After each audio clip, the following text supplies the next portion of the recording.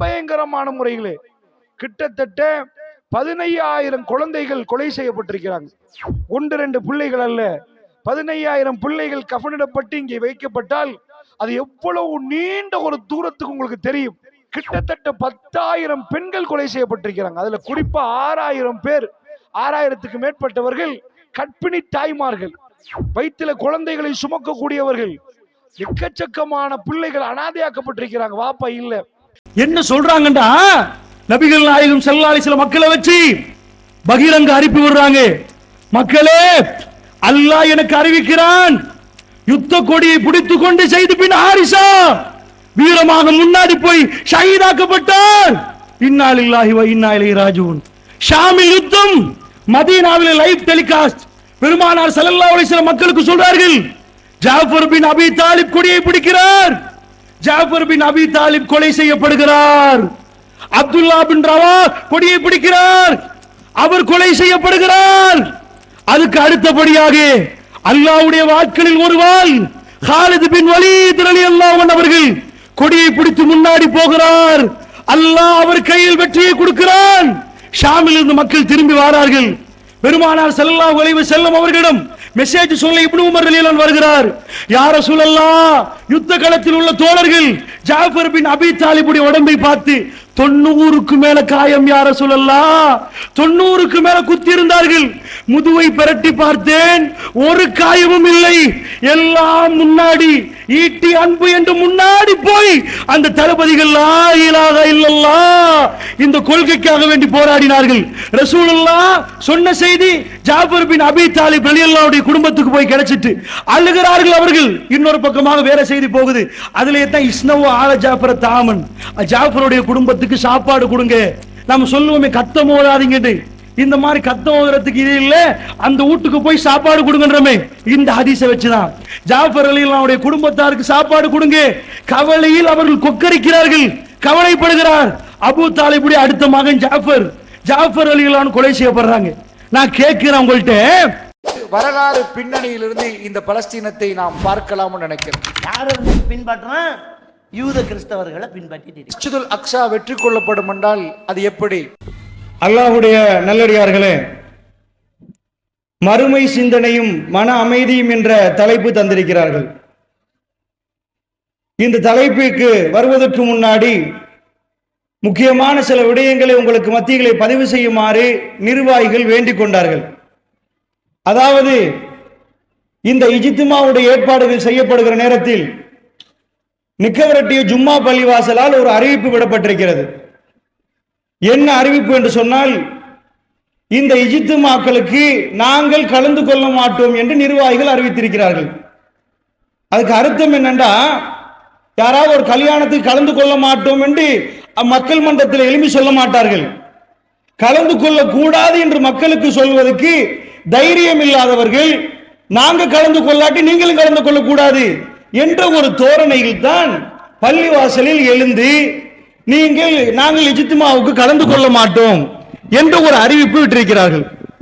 அன்புக்குரியவர்களே, அது மட்டுமில்லை, யாரெல்லாம் கொள்கை பேசுகிறார்களோ அந்த கொள்கைவாதிகள் அவர்களுடைய மையத்தை அடக்கம் செய்வதே கேள்விக்குறிதான், மையவாடியை நாங்கள் தருவது கேள்விக்குறித்தான் என்று கேள்வி எழுப்பியிருக்கிறார்கள்.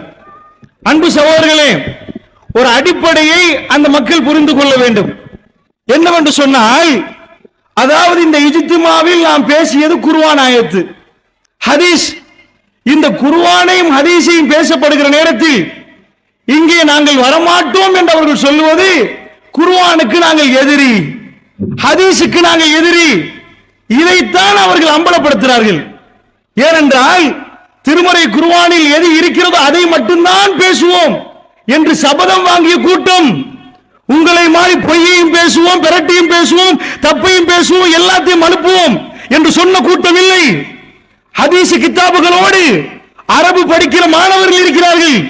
எவ்வளவு தைரியம் என்று சொன்னால், பக்கத்திலே மதரசா இருக்கிறது, கிதாபுகள் இருக்கிறது, எல்லாம் தெரிகிறது. எப்படி பேசுகிறார்கள்?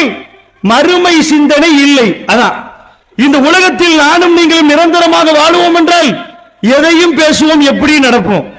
இந்த உலகம் நமக்கு நிரந்தரம் இல்லை என்று சொன்னால் மறுமை என்று ஒன்று இருக்கிறது. அளந்து பேசுவோம், பயந்து பேசுவோம். அன்பு சகோதரர்களே, இந்த மறுமை சிந்தனை இல்லாததுனாலதான் இந்த மாதிரியான பிரச்சனை. நீங்கள் என்ன பயமுறுத்தினாலும் என்ன சொன்னாலும் இதுக்கு எல்லாம் அல்லாஹ் மீது ஆணையாக நாங்கள் பயப்பட மாட்டோம். அப்படி பயப்படுவதாக இருந்தால் இந்த சபையிலும் சில வேளை உளவுத்துறைகள் இருப்பார்கள். அவர்களுக்கு நான் முன்னாடி சொல்கிறேன், என்னுடைய பல நிகழ்ச்சிகளுக்கு உளவுத்துறையில் வந்திருந்தார்கள். என்ன சொல்லுகிறேன் என்று சொன்னால், நாங்கள் தெளிவாக பேசுகிறோம், பொய்யையும் பிரட்டுகளையும் பிரட்டி பேசுவது இல்லை. இந்த நாட்டிலே பல பிரச்சனைகளை நாங்கள் பேசுகிற நேரத்தில் அதுக்கு இது பிழை, இது சரியில்லை என்று பேசுகிற நேரத்தில் நமக்கு எதிராக களமிறங்கியது முஸ்லிம்கள். அக்குரணையில் பொதுபல சேனாவுக்கு வரிக்கு வரி பதில் என்று சொல்லி இலங்கை வானொலி முஸ்லிம் சேவையுடைய ஒரு வானொலி நிகழ்ச்சியை கொண்டு வந்து வைத்து அந்த மக்களுக்கு தெளிவுபடுத்துவதற்காக வந்திருந்தோம். அக்குரணைக்கு எந்த ஹாஜியாரிடமும் பணம் எடுக்கவில்லை. ஏனென்றால் கண்டியில் அவர்கள் பேசியது சுத்த போய், குர்ஆனை பற்றி சுத்தமாக போய் பேசினார்கள், ஹதீஸை பற்றி போய் சொன்னார்கள், முஸ்லிம்களை பற்றி போய் சொன்னார்கள். இது அனாதை இல்லை. இவர்கள் முஸ்லிம்கள் என்றால் அனாதை இனமா? தட்டி கேட்க யாரும் இல்லையா? ஒரு நம்பிக்கையோடு நாம் இருக்கிறோம். லை யுஸீபனா இல்லா மா கதபல்லாஹு லனா. அல்லாஹ் எதை நாடினாலும் அதுதான் நடக்கும். இப்ப சாவண்டா இப்ப சாவுதான். இதுக்கு போற வழியில் மௌத்துண்டா மௌத்து தான். அதுக்கு அங்கால எவனுக்கு எதையும் மாற்ற இயலாது. இந்த நம்பிக்கையோடு நாம் பேசினோம். பிழைகளை சொல்லுகிற நேரத்தில் நமக்கு எதிராக யார் களமிறங்கியது? எடுத்து எல்லாத்தையும் முடக்கி போலீசார் எடுத்தார்கள். நிகழ்ச்சி செய்ய தரவில்லை. போய் வழக்கறிஞரோடு நான் போய் கேட்டா, பெரிய பள்ளிவாசல் தானே சொன்னாங்க, நீங்க ஊரை குழப்ப போறீங்களாமே. அட, இந்த சமுதாயத்தில் தட்டி கேட்பதற்கு யாருமே இல்லையா? நாதியற்ற சமுதாயமா? அனாதைகளா? எதையும் நபியை பற்றி பேசினால் வாய் மூடி மௌனமாக இருப்பீர்களா? ஜிஹாது செய்ய இயலாது இந்த நாட்டில். நமக்கு ஜிஹாது ஹராம். வாள் தூக்குவது, துப்பாக்கி தூக்குவது ஹராம். ஏன் ஹராம்? திருமறை குர்ஆன் சொல்லுது. 200 அவங்க இருந்தா நீங்க 100 இருக்கணும், அப்பதான் ஹலால். ஆனால் அஃலலுல் ஜிஹாத் இந்த சுல்தானில் ஜாகிலி அரசனுக்கு முன்னாடி போய் சிறந்த ஜிஹாது செய்யலாம். என்ன சிறந்த ஜிஹாது? அதான் வாயால பேசுற ஜிஹாத். இதை செய்தார்களா? பாட்டலி சம்பிக்கிற அளவுக்கு என்ற அமைச்சர் இந்த நாட்டு லங்காதிப பத்திரிகையில் எழுதுகிறார், முஸ்லிம்கள் இந்த நாட்டுக்கு எந்த ஒரு பணியும் புரியாதவர்கள். எப்படி எழுதுகிறார்? இந்த எல்டிடி யுத்தத்தில் 92 பேர் முஸ்லிம் மேலே செத்திருக்கிறார்கள், 26,000 பேர் சிங்களவர்கள் செத்திருக்கிறார்கள். இந்த 92 பேர் செத்திருக்கிறார்கள். இவர்கள் இந்த நாட்டுக்கு நலவு செய்த இனமா? இது கேட்டா இதுக்கு பதில் கொடுப்பதற்கு தலைமை பீடம் இல்லையா? இதை தடுக்கிறதுக்கு இருக்கிறீர்கள். மையத்தை அடக்கம் செய்ய மாட்டேன்னு பூச்சாண்டு போடுகிறீர்கள். இந்த கொள்கைவாதிகளுக்கு எதிராக சத்தியத்தை சொல்லுவோம் என்று சொன்னால் எங்கள் மையத்தை அடக்க விட மாட்டீங்களா? இவர்களுக்கு எதிராக பேச மாட்டீங்க. யாருக்கு எதிராக? அட, இப்படி பத்திரிகையில் எழுதுறானே, இந்த சமுதாயத்தை கொச்சப்படுத்தி மோசமாக பொய்யாக மக்காவில் இருப்பது நம்ம பள்ளிவாசல் இல்லை என்றும் அபகரிச்சதாகவும் பேசி எழுதுகிறார்களே, இதுக்கு பதில் சொல்ல ஒரு ஆளும் இல்லை. என்ன ஹராம் ஹலால் ஃபத்வாவில் நாங்கள் உங்களோட தான், ஜமியத்துல் உலமாவோட தான் இருந்தோம். ஹலாலா? இது நாட்டு மக்களோட உரிமை, குடி கொடுக்கணும் ஹலால். ஆனா நீங்க மாறி பிஸ்கட்டுக்கு ஹலால் கொடுத்தீங்க, எல்லாத்தையும் கொடுத்தீங்க.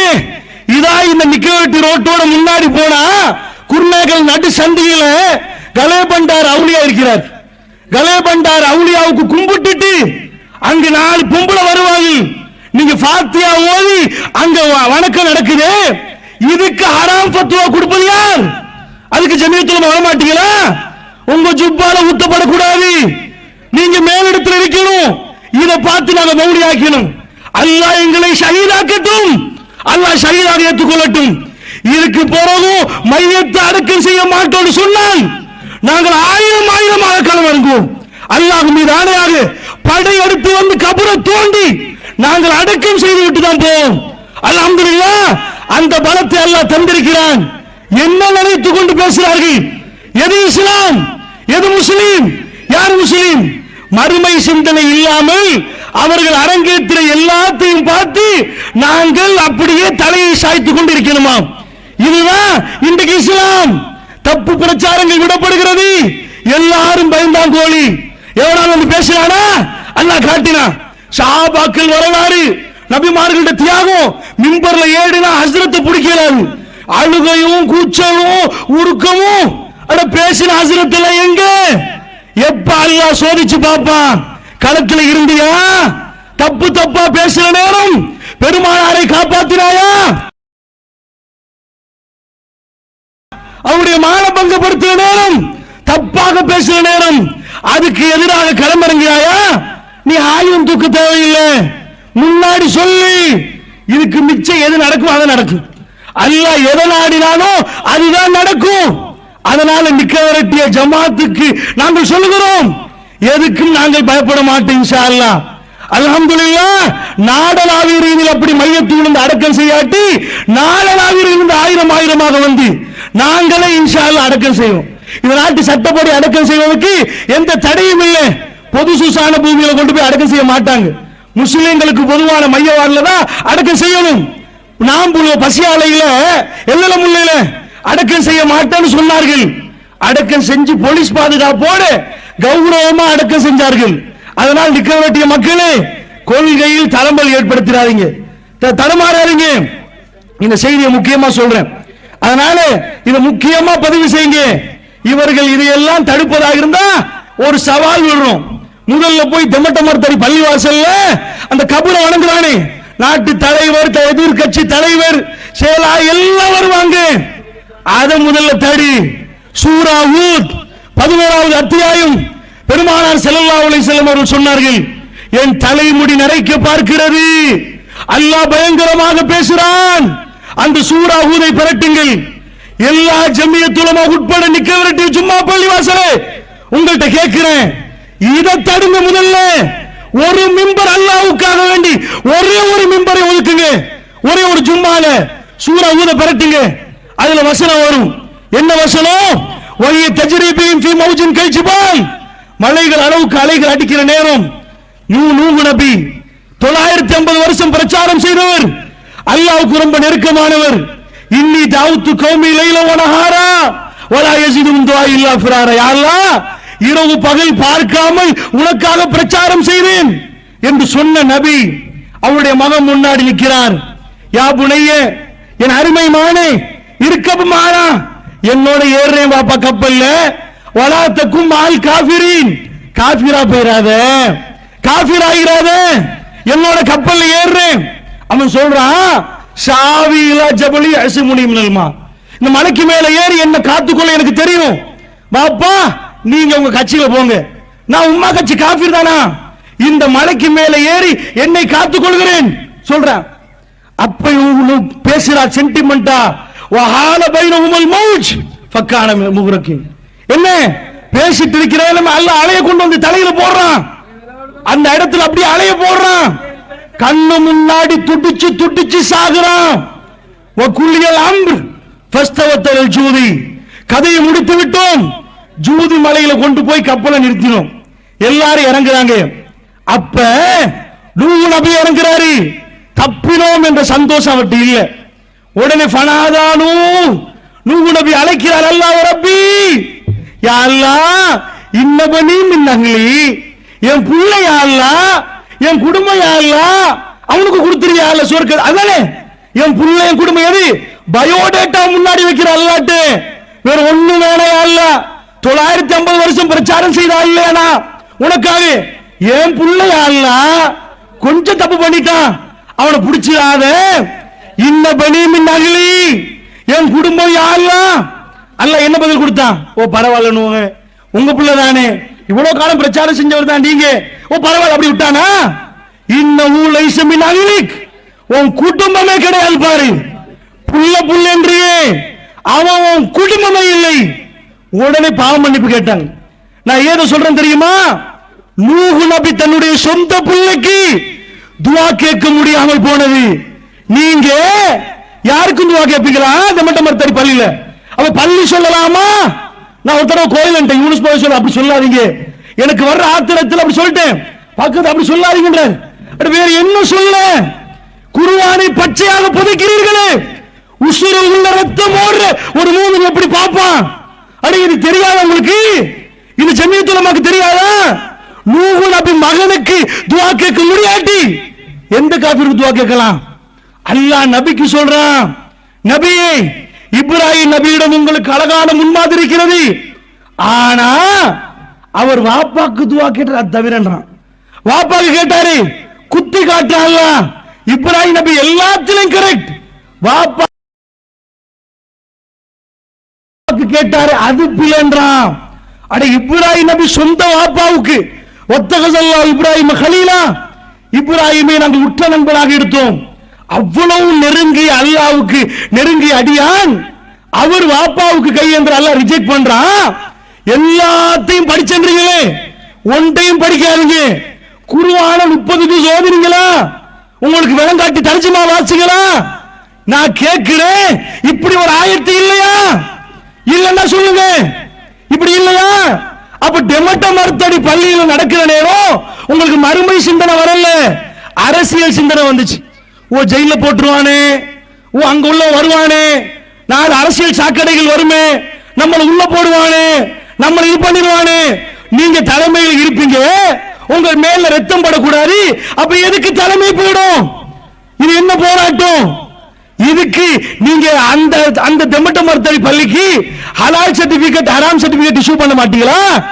அது ஹராமா ஹலாலா உங்க பார்வையில்? அது என்ன அங்க செய்யற வியாபாரமா? அதனால் அன்பு சகோதரர்களே, இந்த ஊர் மக்கள் இன்றைக்கு ஒரு 10 ஆண்டுகளுக்கு முன்னாடி இந்த ஜமாத் வர்றதுக்கு முன்னாடி நெஞ்சில் கை வைத்து நிக்க வேண்டிய மக்கள் சொல்லணும், இங்கே இஸ்லாம் இருந்துச்சா? இன்றைக்கு துடிச்சு போய் லட்சம் லட்சமாக செலவழித்து அல்லாஹ்வுடைய பாதையில் சிலர்கள் செலவழிக்கிறார்கள். அவர்கள் கவலைப்பட்டு சொல்றாங்க, யாரையும் விமர்சிக்க கூடாது முடிவு செஞ்சுதான் தலைப்புகளை போட்டோம். இப்படி பண்ணிட்டாங்களே, மக்களுக்கு இனம் காட்டுங்கள் இவங்க யார் என்று. அதனால இன்ஷா அல்லாஹ் இதை மீறி அவர்கள் பேசினால், இதை மீறி இன்ஷா அல்லாஹ் பள்ளிவாசலுக்கு முன்னாடி போலீஸ் பெர்மிஷன் எடுத்து இன்னும் ஓரமாக சொல்லுவோம் இன்ஷா அல்லாஹ். அதனால் நேர்மை தவறாதீர்கள், நியாயம் தவறாதீர்கள். உங்க பள்ளிவாசல் மிம்பர்ல சூரா ஹூத் ஒரு தடவை வாசிங்க மக்கள் மன்றத்தில், அப்ப நீங்க செய்யறது மாட்டிரும். ஓ எப்படி எல்லா கூத்தாடிக்கு நீங்க துவா ஓதுவீங்க, அது ஹலால். ஒரு காலம் இருந்துச்சு, தௌஹீத் ஜமாத் தான் அப்ப வீடியோ பண்ணுச்சு, போட்டோ எடுத்துச்சு, ஹராம் ஹராம் ஹராம் என்றார்கள். இப்ப பேப்பர்ல ஜமியத்துல் உலமா தலைவர் போட்டோ வர நேரத்தில் அது சுத்த ஹலால், டிவியில் அவர் வீடியோ வர நேரத்தில் அது பச்சை ஹலால். ஏன் இப்ப அவங்க போட்டோ வருது? எப்ப அவங்களுக்கு இப்படிதான் அவங்களோட ஃபத்வா. அன்பு சகோதரர்களே, இவ்வளவு நான் விமர்சித்ததுக்கு நம்ம முழு முஸ்லீமுக்கு எதிராக பொதுபல சேனா போன்ற அமைப்புகள் இந்த மாதிரி களமிறங்கினா அப்பவும் ஜமியத்துல் உலமா விமர்சிக்க மாட்டாங்க, புரிஞ்சுக்கோங்க. அப்ப நாம ஹலாலுக்கு தான் போராடுவோம், அது நம்ம உரிமை. கட்டாயமாக அந்த விஷயத்தில் நாம் ஈடுபடணும். அன்புக்குரியவர்களே, மறுமை சிந்தனை இந்த தலைப்பு ஏன் தர்றாங்கன்னா, நம்முடைய அதிகமான கொள்கைவாதிகள் நன்றாக கொள்கையை பதம் பார்த்து வார்த்து உருவாக்கப்பட்டவர்கள். ஆனால் காலம் கழிகிற நேரத்தில் 4 பேர் காணாமல் போறார்கள், புதுசாக இந்த 10 பேர் இணைகிறார்கள், மறுபடி 5 பேர் காணாமல் போகிறார்கள். இப்படி இருந்த கொள்கைவாதிகளில் சிலர்கள் தொழுகை இல்லாமல் போயிட்டார்கள். அல்லாஹ் அக்பர். சில ஊர்களுக்கு போற நேரம் முன்னாடி நின்றவர்கள் 4 பிரச்சனைகள் வருகிற நேரத்தில், 4 துன்பங்கள் வருகிற நேரத்தில் ஜமாத்தை விட்டு போய் கொள்கையை விட்டு போய் தொழுகையும் இடக்கேட சில பிரபலங்கள் வருகிற நேரத்தில் அதையும் விடுற அளவுக்கு போயிட்டார்கள். அதனால அவங்களுக்கு மன அமைதி கிடைக்கலன்றாங்க பேசுற நேரத்தில். நிஜமாக மன அமைதி எங்க இருக்குது? மன அமைதி எந்த சிந்தனையில் இருக்குது? இதை இந்த நேரத்தில் சுருக்கமாக உங்களுக்கு மத்தியிலே முன்வைக்கலாம்னு நினைக்கிறேன்.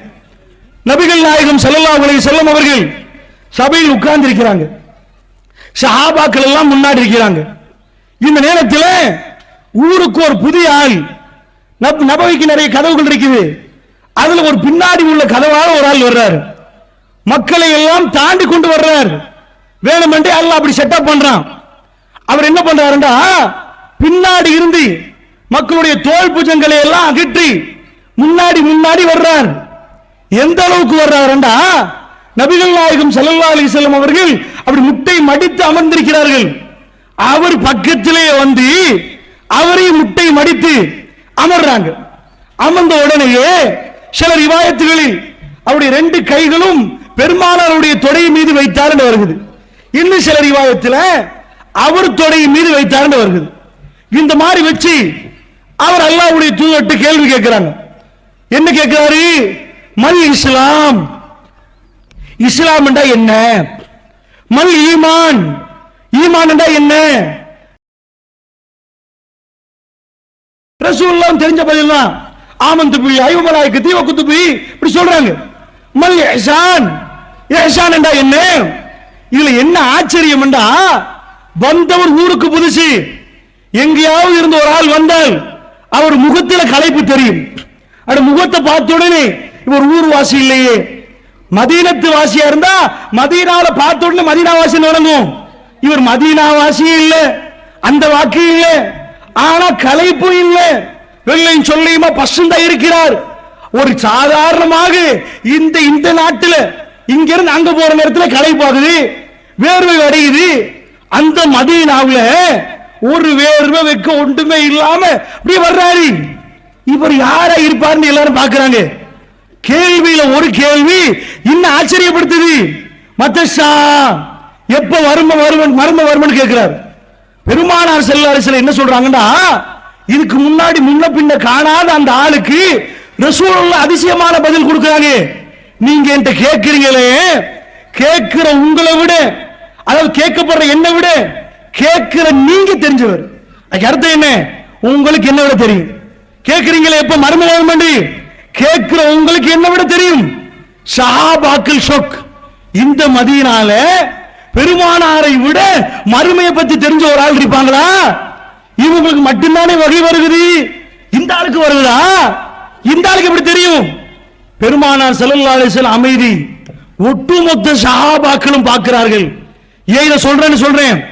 பார்த்த உடனே அவர் பேசாம எழும்புறாரு, எழுப்பி போறாரு. சும்மா யாரோடையும் பேசாமல் எழுப்பி போயிட்டாரு.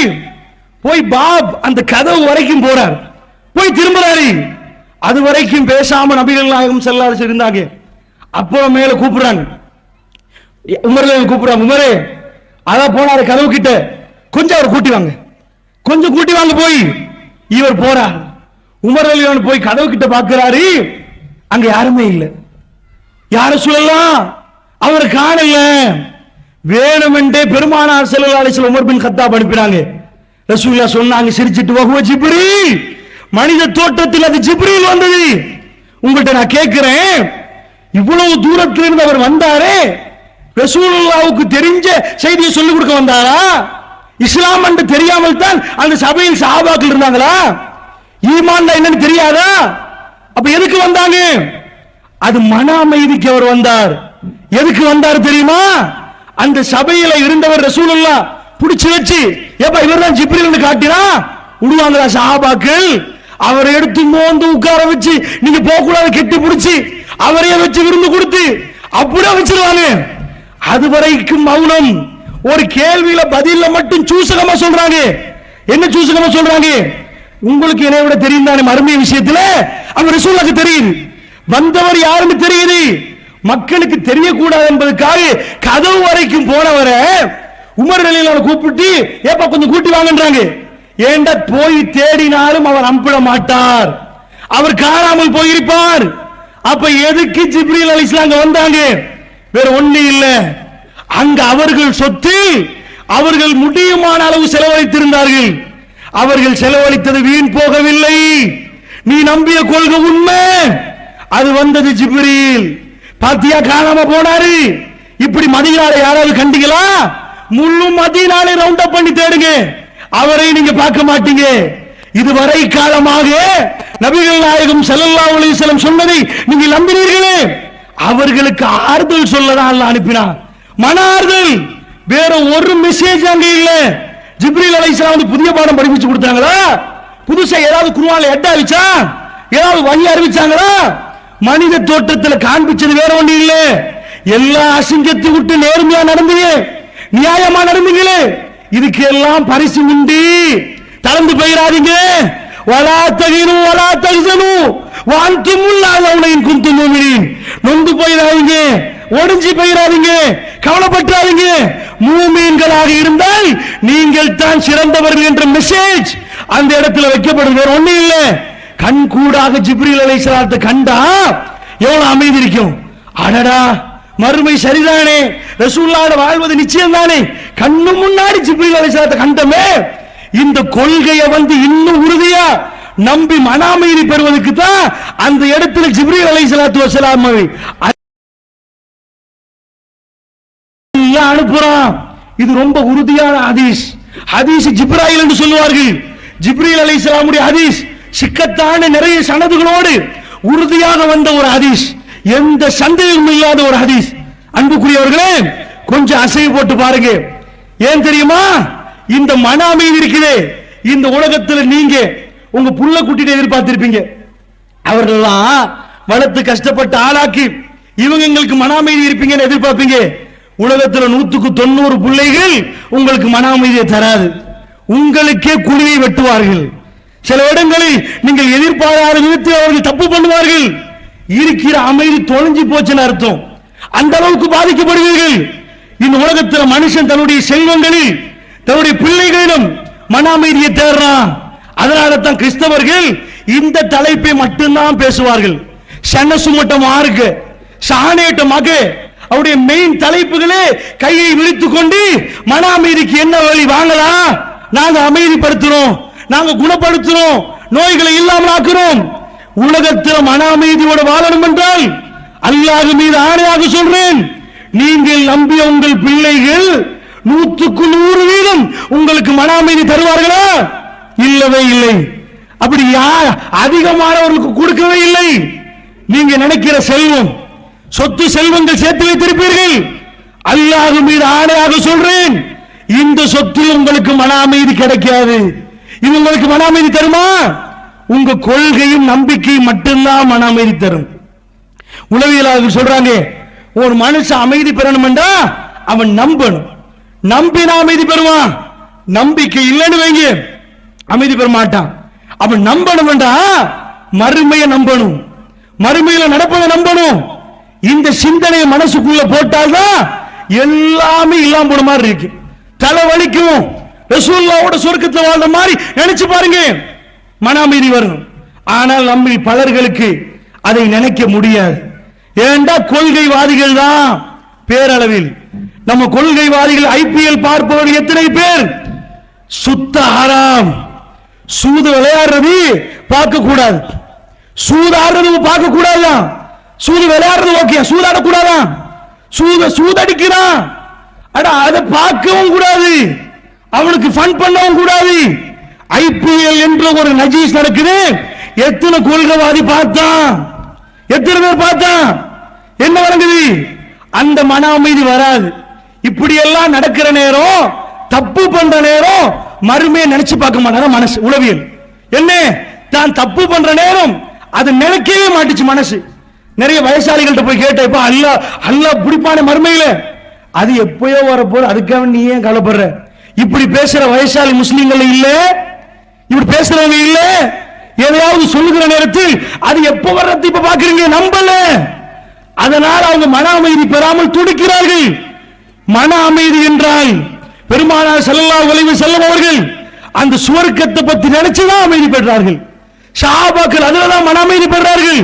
அதனால சொல்றேன், நம்முடைய கண்கள், காது, வாய், டோட்டல் உடம்பு எல்லாமே சரியாக இருந்தால்தான் மறுமை சிந்தனை நமக்கு வரும். இல்லை என்றால் பாஞ்சு பாஞ்சு வேற சிந்தனை வரும். மறுமையை நினைச்சு பார்க்க மாட்டோம். இந்த இடத்துல எத்தனை பேர் மறுமையை நினைச்சு பார்த்தீங்க? உங்க நிலைமைகள் நினைச்சு பார்த்தீங்க? பிறந்த எல்லாருக்கும் எக்ஸ்பயர் டேட் இருக்கு எல்லாரும் நம்பி இருக்கிறோம். எத்தனை பேர் சந்தூக்கில் நாம் போவோம் என்பதை நினைச்சு பார்த்தோம்.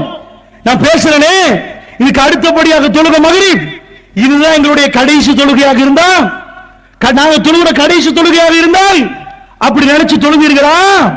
எங்களை கொண்டு போய் அடக்கம் செய்வாங்க நினைச்சு தொழுவீர்களா? எத்தனை பேரை பார்க்கிறோம்? எப்ப மறுமை சிந்தனை வருது தெரியுமா? வாகனம் வச்சு ஓட்டுறார்கள், அப்ப இல்ல.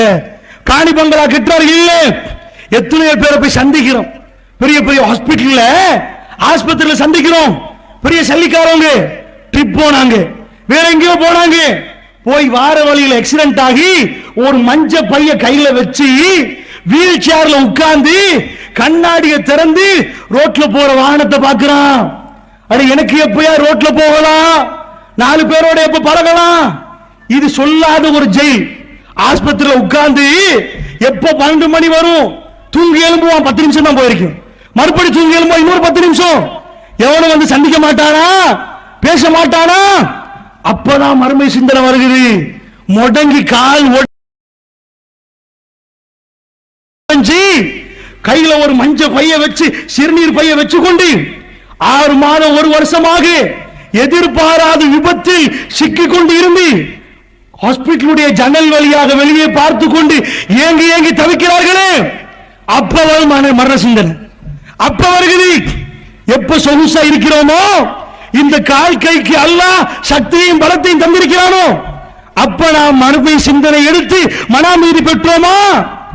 இல்ல சகோதரர்களே, அன்புக்குரியவர்களே. அதனால் இந்த அடிப்படை நல்ல புரியுங்க. நபிகள் நாயகம் ஸல்லல்லாஹு அலைஹி வஸல்லம் அவர்கள், நான் ஏற்கனவே சொன்ன இந்த ஜிப்ரீல் அலைஹிஸ்ஸலாம், இந்த ஹதீஸ் இதே மாதிரி பாருங்க, நிறைய செய்திகள் இருக்கிறது. பெருமானார் ஸல்லல்லாஹு அலைஹி வஸல்லம் அவர்கள் என்ன பண்றாங்கன்னா, ஒரு யுத்தம், அந்த யுத்தத்துக்கு என்ன பண்றாங்க, நபிகள் நாயகம் ஸல்லல்லாஹு அலைஹி வஸல்லம் அவர்கள் ஆட்கள் அனுப்புறாங்க. அனுப்பினா மூத்தா போருக்கு அனுப்புறாங்க. அனுப்புற நேரத்தில் 3 தளபதிகள் அனுப்புறாங்க. 3 தளபதிகள் ஸைத் பின் ஹாரிஸா ரலியல்லாஹு அன்ஹு அவங்க, அதுக்கு பிறகு உசாமா ரலியல்லாஹு அவங்க, ஜாஃபர் பின் அபி தாலிப் ரலியல்லாஹு அவங்க, அப்துல்லா இப்னு ரவாஹா ரலியல்லாஹு அவங்க. இந்த 3 பேரை சொல்றாங்க. கவனமா பாருங்க என்ன சொல்றாங்கன்னா, முதல்ல ஸைத் நீங்க கொடியை பிடிங்க, நீங்க கொடியை பிடிச்சு நீங்க யுத்தம் பண்ணுங்க. ஸைத் கொலை செய்யப்பட்டால், இப்னு ஹாரிஸா கொலை செய்யப்பட்டால், ஜாஃபர் பின் அபி தாலிப் கொடியை பிடிங்கள். ஜாஃபர் பின் அபி தாலிப் கொலை செய்யப்பட்டால் அப்துல்லா பின் ரவாஹா அவங்க கொலையை பிடிங்க. நான் கேட்கிறேன் உங்கள்கிட்ட, யுத்தத்துக்கு அனுப்புறதுக்கு முன்னாடி ரசூலுல்லாஹ் வளமையாக 3 தளபதிகள் போடுறதே இல்லை. சில இடங்கள்ல போடுவாங்க, சில இடங்கள்ல போடவே மாட்டாங்க. ஒரு கோட்டையை பிடிக்கிற நேரம் கூடாரம் அடிச்சிருக்கிறார்கள். ஒரு நாள் நைட் பெருமானார் ஸல்லல்லாஹு அலைஹி வஸல்லம் சொல்றாங்க, புகாரி என்ற ஹதீஸ் கிதாபுல வருகிறது, நாளைக்கு நான் ஒரு ஆள் கையில் கொடியை கொடுப்பேன், அவர் கொடியை பிடித்துக் கொண்டு அல்லாஹ் அவர் கையில் வெற்றியை கொடுப்பான். நைட்டு முழுக்க சஹாபாக்கள் மஷூரா, நாளைக்கு ரசூலை என் கையில தான் கொடியை தருவாங்களா இருக்கும். ஒவ்வொரு ஆளும் நினைக்கிறாங்க, ஓ எங்க கையில தருவாங்களோ, இப்படி ஒவ்வொரு ஆள் நினைக்கிற நேரம் அடுத்த நாள் காலையில நபிகள் நாயகம் ஸல்லல்லாஹு அலைஹி வஸல்லம் வர்றார்கள். வந்து பார்த்தா சம்பந்தப்பட்ட ஆள் இல்ல. ரசூலுல்லாஹ் கேக்குறாங்க, அலி பின் அபி தாலிப் எங்க? யார சொல்லலாம், அவர் வந்து அலி கூடாரத்துல கண் நோய், அவருக்கு கண் வருத்தம், அவர் கூப்பிடுங்கண்டு தன்னுடைய உமிழ் நீரை எடுத்து கண்ணில் தேய்க்கிறார்கள். கண் சுகமாகுது. கையில கொடியை கொடுத்து அல்லாஹ் உனக்கு வெற்றியை தருவான்றாங்க. அவர் வெற்றியோட திரும்பி வர்றார். நான் கேட்கிறேன், இந்த இடத்துல அலி பின் அபி தாலிப் கையில கொடியை கொடுத்தாங்களே, அடுத்த தளபதி அறிவிச்சாங்களா, அலி நீங்க மௌத்தான நீங்க தான் வாங்களா?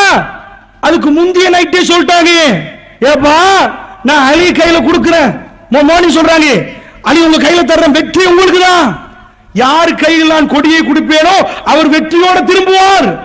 அவர் மௌத்தாகினால் மறுமை விஷயத்தில் நமக்கு சந்தேகப்படலாம். மூத்தா போயிட்டாரு, அட ரசூலுல்லாஹ் சொன்னாங்களே நாளைக்கு வெற்றியோட வர்றேன், யுத்தம் தோத்தாலும் மறுமையை நம்ப தேவையில்லை, அவர் திரும்பி வராட்டி மறுமையை நம்ப தேவையில்லை. திரும்பி யுத்தத்து வெற்றியோட வந்தால் அல்லாஹ் மீது ஆணையாக, அவன் கண்ணியத்தின் மீது ஆணையாக ரஹ்மான் என்னை அணுவணுவாக விசாரிப்பான், உங்களை விசாரிப்பான், விபச்சாரத்தை விசாரிப்பான். ஐநானி தஸ்னியான், இந்த கண்கள் விபச்சாரம் செய்கிறது, இந்த வாய் அசிங்கத்தை சொல்லுது. மூத்து முன்னாடி உண்ட பேசி இடுப்புக்கு பின்னாடி பேசுற கொள்கைவாதிகள் எனக்கு தெரியும். ஜமாத் நிர்வாகிகளே, தௌஹீத் ஜமாத் என்பதற்காக உங்களுக்கு எல்லாம் சர்டிபிகேட் எழுதி தரவில்லை. என்னுடைய நாவும் உங்களுடைய நாவும் பேணி பாதுகாக்கப்படாவிட்டால் மறுமையில் நஷ்டம் தான். எத்தனை நிர்வாகி என்னோட பேசியிருக்கிறீங்க, நான் அறந்துருவேன். ஜும்மாக்கு போனா இதுக்கு முன்னாடி போன ஜும்மா மௌலையை பத்தி என்று சொல்லுவாங்க, நான் பேசவே விட மாட்டேன். நான் அல்லாஹ் ஷாஹிதாக, இந்த சபையில் எத்தனை பேர் இருப்பீங்க, ஒரு மௌலவியை பத்தி எந்த சபையில பேசியிருக்கிறேனா? என்னட்டு சொல்ற நேரம் பேசாதீர்கள், அப்படி சொல்லாதீங்க. அதுல இருந்து என்ன விளங்குது, நான் போன என்ன பத்தி 4 பேர்ட்ட சொல்லுவீங்க. இது கொள்கையா? இதுதான் அசிங்கமானது. மறுமைக்கு பயந்தவன் இந்த நாவுக்கு பூட்டு போடணும். சுப்ஹானல்லாஹ். ஆயிஷா நாயகி மீது பழிதூறு சுமத்தப்பட்ட நேரம் ஸைனப் பின் ஜாயிஸ் ரலியல்லாஹு அன்ஹு அவர்கள் ஆயிஷா நாயகி சொல்றாங்க, என்னோட அழகுக்கு போட்டி போடணும்டா ஸைனப் தான் இருந்தா. நானும் அழகு, அவன் அழகு. ரசூலுல்லாஹ் பொண்டாட்டிமார்கள்ல அவட்ட போய் அவதூற பத்தி கேட்டாங்க. ரசூலுல்லாஹ் விசாரிச்சிருக்கிறாங்க. ஸைனப் ரலியல்லாஹு அன்ஹா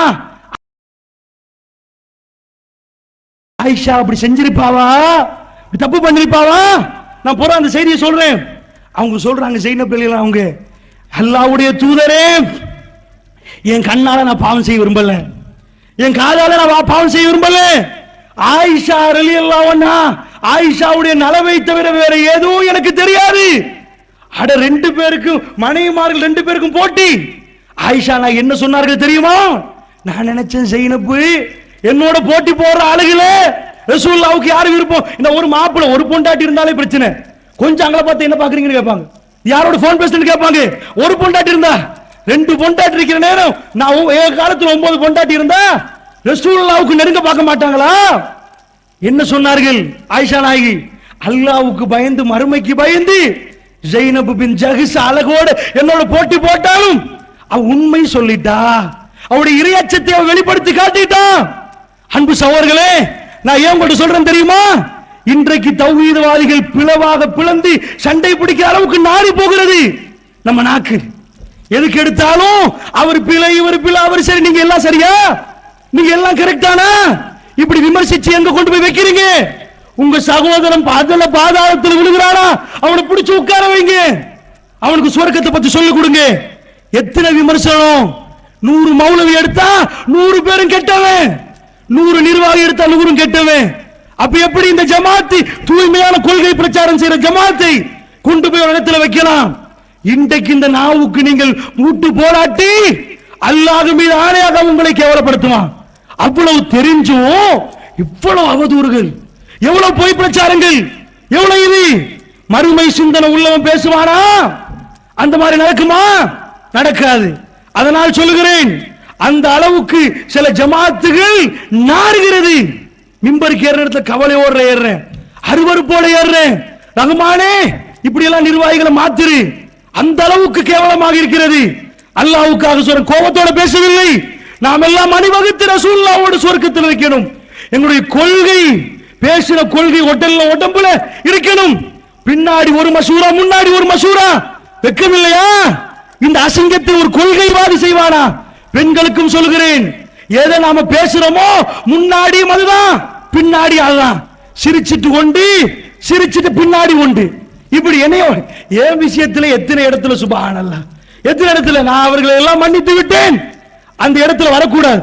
என்ன சில நேரம் ஆத்திரத்தோடு கவலைப்பட்டிருப்பேன். என் மனைவி சொல்லுவா, அல்லாஹ் மீதானே விட்டுருங்க, அவங்களுக்கு துஆ கேளுங்க, கவலைப்பட இப்படி பேசுறாங்களே, இந்த மாதிரி பண்றாங்களே, விடுங்க, அல்லாஹ் உங்களை நல்ல வச்சிருக்கிறானா இல்லையா? அந்த ஆறுதல் எங்களுக்கு கிடைக்குது. அல்ஹம்துலில்லாஹ். அங்க போற நேரம் அல்லாஹ் குடும்பத்தை கண்ணியப்படுத்துறான். அதனால சொல்றேன், அன்பு சகோதரர்களை, மறுமை சிந்தனை நமக்கு ஏன் வரல? வரும். இதை எடுத்து போட்டுருங்க. இந்த அசிங்கமாக குத்தி பேசுறது, தப்பா பேசுறது, பேக் பைட்டிங் என்றுவார்கள், பின்னாடி பைட் பண்றது. அந்த பின்னாடி இதை விட்டுருங்க. பேசுறது தைரியமா, முன்னாடி அழகா பேசுங்க, எது பிள்ளையா தெளிவா சொல்லுங்க. பின்னாடி பேசுற குணம், வியாபாரத்தில் மோசடி செய்யறது, அநியாயம் பண்ற தன்மைகள், இதையெல்லாம் விட்டு கலையுங்க. ஏன் அதை சொல்றேன் தெரியுமா? அலி பின் அபி தாலிப் ரலியல்லாஹு அன்ஹு அவர்கள் யுத்த கொடியோடு திரும்பி வந்தார்கள். ரசூலுல்லாஹ் யுத்தம் நடப்பதுக்கு ஒரு நாளைக்கு முன்னாடி சொன்னது அப்படியே நடந்திருந்தால் அல்லாஹ்வுடைய அந்த மகிஷர் சன்னிதானத்தில், அந்த மைதானத்தில் இன்ஷா அல்லாஹ் நாம் அனைவரும் ஒன்று சேருவோம். அதில் கடுவை 10,000க்கு பிளந்து ஒரு துளி அளவும் சந்தேகம் இல்லை. அன்பு சகோதரர்களே, நான் என்ன சொல்ல வரேன்? நபிகள் நாயகம் ஸல்லல்லாஹு அலைஹி வஸல்லம் அவர்கள் அறிவிக்கிறாங்க. என்ன அறிவிக்கிறாங்க? வீட்டுல மதீனால உட்கார்ந்து கொண்டிருக்கிறாங்க. அங்க யுத்தம் நடக்குது, மூத்தா போர் நடக்குது. நடக்கிற நேரம் ஆல்ரெடி சொல்லி அனுப்பினாங்க இல்லையா ரசூலுல்லாஹ்? முதல்ல ஸைத் பின் ஹாரிஸா கையில கொடுக்குறாங்க. ஸைதே, நீங்க கொடியை தூக்குங்க. நீங்க மௌத்தா போன யாரு? ஜாஃபர் பின் அபி தாலிப் ரலியல்லாஹு அன்ஹு, நீங்க மூத்தா போனா அதுக்கு அடுத்து அப்துல்லா பின் ரவா நீங்க சொன்ன மாதிரி வீட்டுல உட்கார்ந்து இருக்கிறாங்க. ஷாம்ல யுத்தம் நடக்குது, யுத்தம் ஷாம்ல நடக்குது. இப்ப வீட்டுல ரசூலுல்லாஹ் உட்கார்ந்து கொண்டே சொல்றார்கள். அனஸ் பின் மாலிக் ரலியல்லாஹு அன்ஹு அவர்கள் பார்க்கிறாங்க. ஆயிஷா நாயகி அந்த கதவை திறந்து எட்டி பார்க்கிறார்கள். புகாரில் இந்த ஹதீஸ் நீங்க பார்க்கலாம். என்ன சொல்றாங்கடா, நபிகள் நாயகம் ஸல்லல்லாஹு அலைஹி வஸல்லம் மக்களை வச்சு பகிரங்க அனுப்பி விடுறாங்க. மக்களே, அல்லாஹ் எனக்கு அறிவிக்கிறான், யுத்த கொடியை பிடித்துக் கொண்டு செய்து பின் ஹாரிஸா வீரமாக முன்னாடி போய் ஷஹீதாக்கப்பட்டார். இன்னா லில்லாஹி வ இன்னா இலைஹி ராஜிஊன். ஷாமில் யுத்தம், மதீனாவில் லைவ் டெலிகாஸ்ட். பெருமானார் ஸல்லல்லாஹு அலைஹி வஸல்லம் மக்களுக்கு சொல்றார்கள், ஜாஃபர் பின் அபி தாலிப் கொடியை பிடிக்கிறார். ஜாஃபர் பின் அபி தாலிப் கொலை செய்யப்படுகிறார். அப்துல்லா பின் ரவா கொடியை பிடிக்கிறார், அவர் கொலை செய்யப்படுகிறார். அதுக்கு அடுத்தபடியாக அல்லாஹ்வுடைய வாட்களில் ஒருவாள் காலித் பின் வலீத் ரலியல்லாஹு அன்ஹு அவர்கள் கொடியை பிடித்து முன்னாடி போகிறார். அல்லாஹ் அவர் கையில் வெற்றியை கொடுக்கிறான். ஷாமில் இருந்து மக்கள் திரும்பி வரார்கள். பெருமானார் ஸல்லல்லாஹு அலைஹி வஸல்லம் அவர்களிடம் மெசேஜ் சொல்ல இப்னு உமர் ரலியல்லாஹு அன்ஹு வருகிறார். யா ரசூலல்லாஹ், யுத்த களத்தில் உள்ள தோழர்கள் ஜாஃபர் பின் அபி தாலிபுடைய உடம்பை பார்த்து 90க்கு மேல காயம் யா ரசூலல்லாஹ், 90க்கு மேல குத்தி இருந்தார்கள். முதுவை பிரட்டி பார்த்தேன், ஒரு காயமும் இல்லை. எல்லாம் முன்னாடி ஈட்டி அன்பு என்று முன்னாடி போய் அந்த தளபதிகள் லா இலாஹ இல்லல்லாஹ் இந்த கொள்கைக்காக வேண்டி போராடினார்கள். ரசூலுல்லாஹ் சொன்ன செய்தி ஜாஃபர் பின் அபி தாலிப் ரலியல்லாஹு அன்ஹு குடும்பத்துக்கு போய் கிடைச்சிட்டு அழுகிறார்கள் அவர்கள். இன்னொரு பக்கமாக வேற செய்தி போகுது. அதிலே தான் இஸ்னவு ஆல ஜாஃபர் தாமன், ஜாஃபருடைய குடும்பத்துக்கு சாப்பாடு கொடுங்க. நம்ம சொல்லுவோமே கத்தம் ஓதாதீங்கன்னு, இந்த மாதிரி கத்தம் ஓதுறதுக்கு இது இல்ல, அந்த வீட்டுக்கு போய் சாப்பாடு கொடுங்கன்றமே. இந்த ஹதீஸை வச்சுதான் ஜாஃபர் ரலியல்லாஹு அன்ஹுடைய குடும்பத்தாருக்கு சாப்பாடு கொடுங்க. கவலையில் அவர்கள் கொக்கரிக்கிறார்கள், கவலைப்படுகிறார். அபூ தாலிபுடைய அடுத்த மகன் ஜாஃபர், ஜாஃபர் ரலியல்லாஹு அன்ஹு கொலை செய்யப்படுறாங்க. நான் கேட்கிறேன் உங்கள்கிட்ட, பெருமானார் ஸல்லல்லாஹு அலைஹி வஸல்லம் அவர்கள் இந்த மாதிரி லைவா சொல்றாங்களே, இதுக்கு என்ன காரணம்? இதனால ஏதாவது தரஜாத்து கூடுதா சஹாபாக்களுக்கு? இல்ல வேற ஏதாவது நன்மை கிடைக்குதா? இல்ல ஏதாவது ஊடு கட்டுப்படுதா? சொத்து கிடைக்குதா? அங்க நடக்கிறது அந்த மக்கள் வந்து சொல்லும் வரைக்கும் இருக்கிறான் தானே. எதுக்கு அவங்க சொல்றாங்க? அவர் நாவசைத்து பேசினால் எந்த பொய்யையும் பேசவில்லை என்று முன்னாடி உட்கார்ந்தவர்கள் நம்பணுமா இல்லையா? அந்த மறுமையை நினைச்சு மன அமைதி பெறணுமா இல்லையா? அவர்கள் செலவழித்த 1000 லட்சம் எங்க பாருங்க, லட்சம் சொல்லணும். அவங்க காலத்தில் உள்ள எல்லாத்தையும் கொண்டு போய் கொட்டி அல்லாஹ் அல்லாஹ் அல்லாஹ் என்று சொன்னார்களே. இரவெல்லாம் நின்று வணங்கி கண்கள் கசிந்து தாடிகள் நனைகிற அளவுக்கு ரஹ்மானோடு நெருங்கினார்களே. இந்த நெருக்கத்தில் ஒரு சந்தேகமும் இல்லை, ஒரு பொய்யும் இல்லை. செலவழித்தது எல்லாம் அல்லாஹ் உனக்கு மறுமையில் தருவான் என்பதை உறுதி செய்வதற்கு, அவங்களுக்கு ஆறுதல் படுத்த, அவங்கள மன அமைதிப்படுத்த இந்த செய்தியை தவிர வேற எதுக்கு இது சொல்லணும்? சொல்லுங்க. இந்த மாதிரி அறிவிப்பு வருவதனால வேற என்ன நடக்கும்? ஏதாவது தொழுகையை பத்தி வகையா சொல்றாங்க, அங்க யுத்தம் நடக்குது, இங்க அறிவிப்பு நடக்குது. இங்க இருந்து நாம எங்கயோ லைவ் மேட்ச் நடக்குது, உங்களுக்கு டிவியை பார்த்து அறிவிக்கிறேன்னு வைங்க, நீங்க அறிஞ்சு கொள்ளணும் என்று அறிவிக்கிறேன். எதுக்கு இந்த அறிவிப்பு? அல்லாஹ்வுடைய தூதர் என்று உரசி பார்க்கிறதா இருந்தா இதுல பாரு. இப்ப லட்சத்து கூட அல்லாஹ்வுக்காக, இப்ப லட்சத்து கூடி இந்த நிக்க வரட்டியில ஒரு ஆலயத்தை உருவாக்கணும் என்று நியத்து வைத்து கொஞ்சம் பேர் அல்ஹம்துலில்லாஹ். எத்தனை லட்சம் பட்ஜெட்? எத்தனை லட்சம்? 1 கோடிக்கு கிட்ட நினைக்கிறேன் காணி வாங்குறதுக்கு. எனக்கு தெரிஞ்ச அளவுக்கு அவ்வளவு பெரிய 1 கோடியோ 50 லட்சமோ அவ்வளவு பெரிய சொத்தை அல்லாஹ் உங்களுக்கு தரலையா? அல்லாஹ் தந்தானா இல்லையா? நீங்க 10 பேர் தானே இது நிக்க வரட்டில கஷ்டப்பட்டீங்க. ஆரம்பத்தில் ஒரு ஆலயத்தை உருவாக்கணும் கொண்டு வந்து தரலையா? அப்படி லட்ச லட்சமாக துருமம் தர்மம் பண்ணினீர்களே, யாருக்கும் சொல்லக்கூடாது. அவர் பக்கத்தில் இருக்கிறார். நான் கேட்கிறேன், காணி கொடுத்தது யாரு கொடுத்தான்? அவர் பேசவும் இல்லை, அவர் பேரை சொல்லவும் ஆதீங்கன்றாங்க. அல்ஹம்துலில்லாஹ், அல்லாஹ் அருள் புரியட்டும். இந்த மாதிரி கொள்கைவாதி வேணும் நமக்கு, இந்த மாதிரி வேணும். 50 லட்சத்தை முடக்கிட்டு என் பேரை சொல்லாதீங்க இருந்தா அது அல்லாஹ் கிடைக்க, அல்லாஹ் கொடுப்பான். அப்படிதானே இந்த ஊர்ல கொள்கை வருகிறது. இன்ஷா அல்லாஹ் அமர்கலமாக ஒரு ஜும்மா பள்ளி வாசல் எல்லாம் திரட்டும் சத்தியத்தை கொக்கரிச்சு பேசுவதற்கு. இப்படி கொடுத்தவங்க எல்லாம் ஒரு உடுப்போட அந்த ஓட்டையோட அதுல தச்சு தையல் போட்டு கஷ்டப்பட்டுட்டு சாப்பாடுக்கு வழி இல்லாம இருக்கிற நேரம் ரசூலுல்லாஹ் சொன்னதை நம்பினீர்களே, நீங்க மோசம் போகல. லட்சத்தை இழந்தீங்களே, நீங்க மோசம் போகல. இன்னும் கொடுத்து ஒன்றும் இல்லாம நீங்க மௌத்தா போனாலும் நீங்க வெற்றி பெற்றவங்க என்ற சிந்தனையோட மன அமைதியோடு அவங்கள வாழ வைப்பதற்கு இந்த ஹதீஸ், இந்த செய்தி. அவங்க வாழணும், அதுக்காக இந்த செய்தி. மதீனாவுக்கு வந்தவங்க ரசூலுல்லாஹ் ஆல்ரெடி மெசேஜ் கொடுத்துட்டாங்க. அனஸ் பின் மாலிக் சொல்லிட்டாங்க. அட ரசூலுல்லாஹ் சொல்லிட்டாங்களா? அதுக்கு தானே முன்னாடியே சொல்லிட்டாங்க. அவங்களுக்கு தெரியும் ஸைத் பின் ஹாரிஸா மௌத்தாவாங்கண்டி, ஜாஃபர் கையில கொடிய கொடுங்கண்டாங்க. ஜாஃபர் பின் அபி தாலிப் மௌத்தாவாங்க தெரியும், அப்துல்லா பின் அபூபக்கர் கையில கொடுங்கண்டாங்க.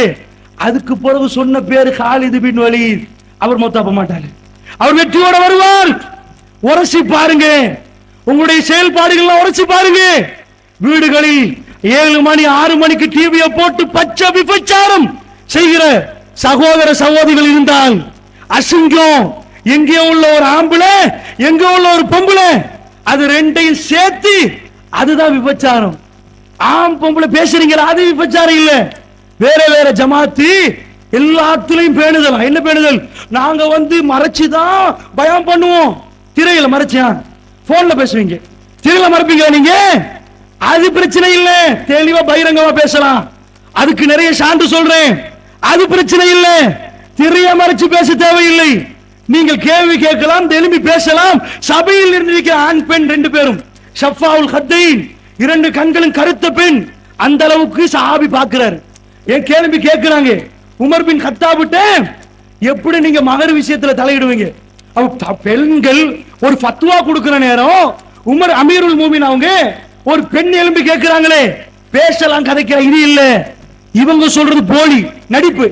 அப்படியே போய் நாங்க திரைக்கு முன்னாடி தான் பேசுவோம், பெண்கள் கிட்ட வர மாட்டோம், எங்களுக்கு நடுக்க வரும், உங்களை இங்க வராதீங்க. போலி நடிக்கிறான். இது மர்ம பயம் இல்ல, நடிக்கிறான். பாத்தீங்களா எவ்வளவு பக்குவம் பாத்தீங்களா? அப்படி இல்ல, பேசுறது கதைக்கிறது எல்லாம் எந்த பிரச்சனை இல்ல. ரசூலுல்லாஹ் ஒரு பெண்ணை தனியாக போயிட்டு பார்த்து வராங்க சஹாபி. நோய் விசாரிக்க போன ரசூல் என்ன கேட்டாங்க, ஏப்பா உண்டு போனீங்க? முஸ்லீம்ல வருது. ஒருத்தர் போனீங்க, ரஜுலானி 2 பேர் போங்க. வானம்ண்டாங்களா? விசாரிக்க வானாண்டாங்களா? ஒருத்தர் போக 2 பேர் போங்கண்டாங்க. இது போலி. நாங்க ஆக்க மாட்டோம், திரை போட்டு தான் பயம் பண்ணுவோம், மைக்கு ஆக்கி தான் இருப்போம், பொம்பளை அடுத்த பக்கம் திரும்பிடுவோம். நடிக்கிறீங்கடா, நடிக்கிறீங்க. இது இல்ல மர்ம சிந்தனை. எது மர்ம சிந்தனை தெரியுமா? இது பகிரங்கமா ஏழாறு ஒன்று இருக்குது. எது? இது போகுது, சில வணக்கம் வருகுது, வீட்டுக்குள்ள சில வருகுது, மாங்கல்யம் தந்துதாரி நடக்குது. அப்ப சிரிக்கிறீங்களே, ஒரு மூமின் சில வணக்கம் நடக்கிற நேரம் சிரிப்பானா? இந்த டிவிக்கு நீங்க சாவம் பண்ணி கொடுங்க. இதுதான் விபச்சாரம். அங்கதான் சிரிக்கு நடக்குது. ஐநானி தஸ்னியான், கண்கள் அங்கதான் விபச்சாரம் செய்யுது. பாட்டு கேட்கிறீங்களே மியூசிக்கோட, அங்கதான் நடக்குது. கொள்கைவாதி கேட்கிறான். இன்றைக்கு கொள்கையில் அவங்க பெரிய ஆட்கள். அப்ப நான் சின்ன ஒரு ஆள், இஜித்துமாக்கு போயிருந்தேன். கொள்கை புரட்சி செய்யற ஆட்கள், தெரியாத ஆசை, இஜித்துமாக்கு போய் பயான் கேட்கணும் ஆசை, போய் உட்கார்ந்து கேட்டு வீட்டுக்கு கூட்டி போயிருந்தாங்க. போனா எந்த ஒரு அருவருப்பும் இல்லாம பாட்டை போடுறான். இன்றைக்கு பேர் போன ஆட்கள் அவங்கள மன்னிக்கணும், திருந்தணும். அவங்க எல்லாம் ஆச்சரியப்பட்டு போறோம். அடி இஜித்துமாக்கு வந்திருக்கிறோம், வீட்டுக்கு கூட்டி போனா போய் பாட்டை போடுறான். இது என்ன கொள்கை? நீங்க நினைக்கிறீங்களா கொள்கைவாதிகள் இல்லையண்டி? இருக்குது. இந்த கிரிக்கெட் போற நேரம் எல்லாம் சுத்தமா உடுத்திருக்கிறாங்களா? அபாயம் உடுத்தா ஃபுல்லா மறைச்சுதான் இருக்கிறாங்களா? இது பார்க்கலாமா? அதுக்குள்ள உள்ள அசிங்கத்தை பார்க்கலாமா? அங்க ஆடுறதை பார்க்கலாமா? அடி இது மர்ம சிந்தனை வருமா? மர்ம சிந்தனை வராது. இதுக்கு சாவம் பண்ணி கொடுங்க. உங்க மனசாட்சிக்கு தெரியுது. ஏண்டா இதான் வேற வேற சிந்தனைகள் வருகிற நேரத்தில் இந்த சிந்தனை இல்லாம போயிடும். அதனால சொல்றேன், 100% அக்கு வேற ஆணி வேற, எந்த சந்தேகமும் இல்லை. மறுமை இல்லாமல் எழுப்பாட்டப்படுவது, கபூர்ல போய் அடக்கம் செய்யப்படுவது. இவ்வளவு உண்மையை சொன்ன பெருமானார் ஸல்லல்லாஹு அலைஹி வஸல்லம் சொன்னார்கள், ஷாது பின் முஆத் ரலியல்லாஹு அன்ஹு அவர்கள் அடக்கம் செய்யப்பட்ட நேரம், அடக்கம் செய்யப்பட்டிருக்கிறாங்க. எல்லாரும் வந்து உட்கார்ந்த நேரம் ரசூலுல்லாஹ்வுடைய கண்கள் கண்ணீரை சொரியுது, கண்ணீர் வடியுது. என்ன சொன்னாங்க? மக்களே அல்லாஹ் காண்பிக்கிறான். மக்களே, ஒரு நாள் மிம்பருக்கு மேல் ஏறி ரசூலுல்லாஹ் சொன்னார்கள், அல்லாஹ் எனக்கு சில விஷயங்களை காட்டுகிறான், நீங்கள் மட்டும் அவைகளை பார்த்தீர்கள் என்று சொன்னால் லலஹிக்தும் கலீலன் வலபகைத்தும் கதீரா, நீங்கள் கொஞ்சமாக சிரித்து நிறைய அழுவீர்கள். மக்களே, அவ்வளவு பயங்கரமான விஷயங்களை நான் பார்க்கிறேன். சஹாபி அறிவிக்கிறவர் சொல்கிறார், நான் திரும்பினேன், தோழருடைய கைகள் எல்லாம் முகத்தை நோக்கி போய்விட்டது, முணுமுணுக்கிற சத்தம் கேட்டது, எல்லோரும் அழுதார்கள். அவ்வளவு பயங்கரமா.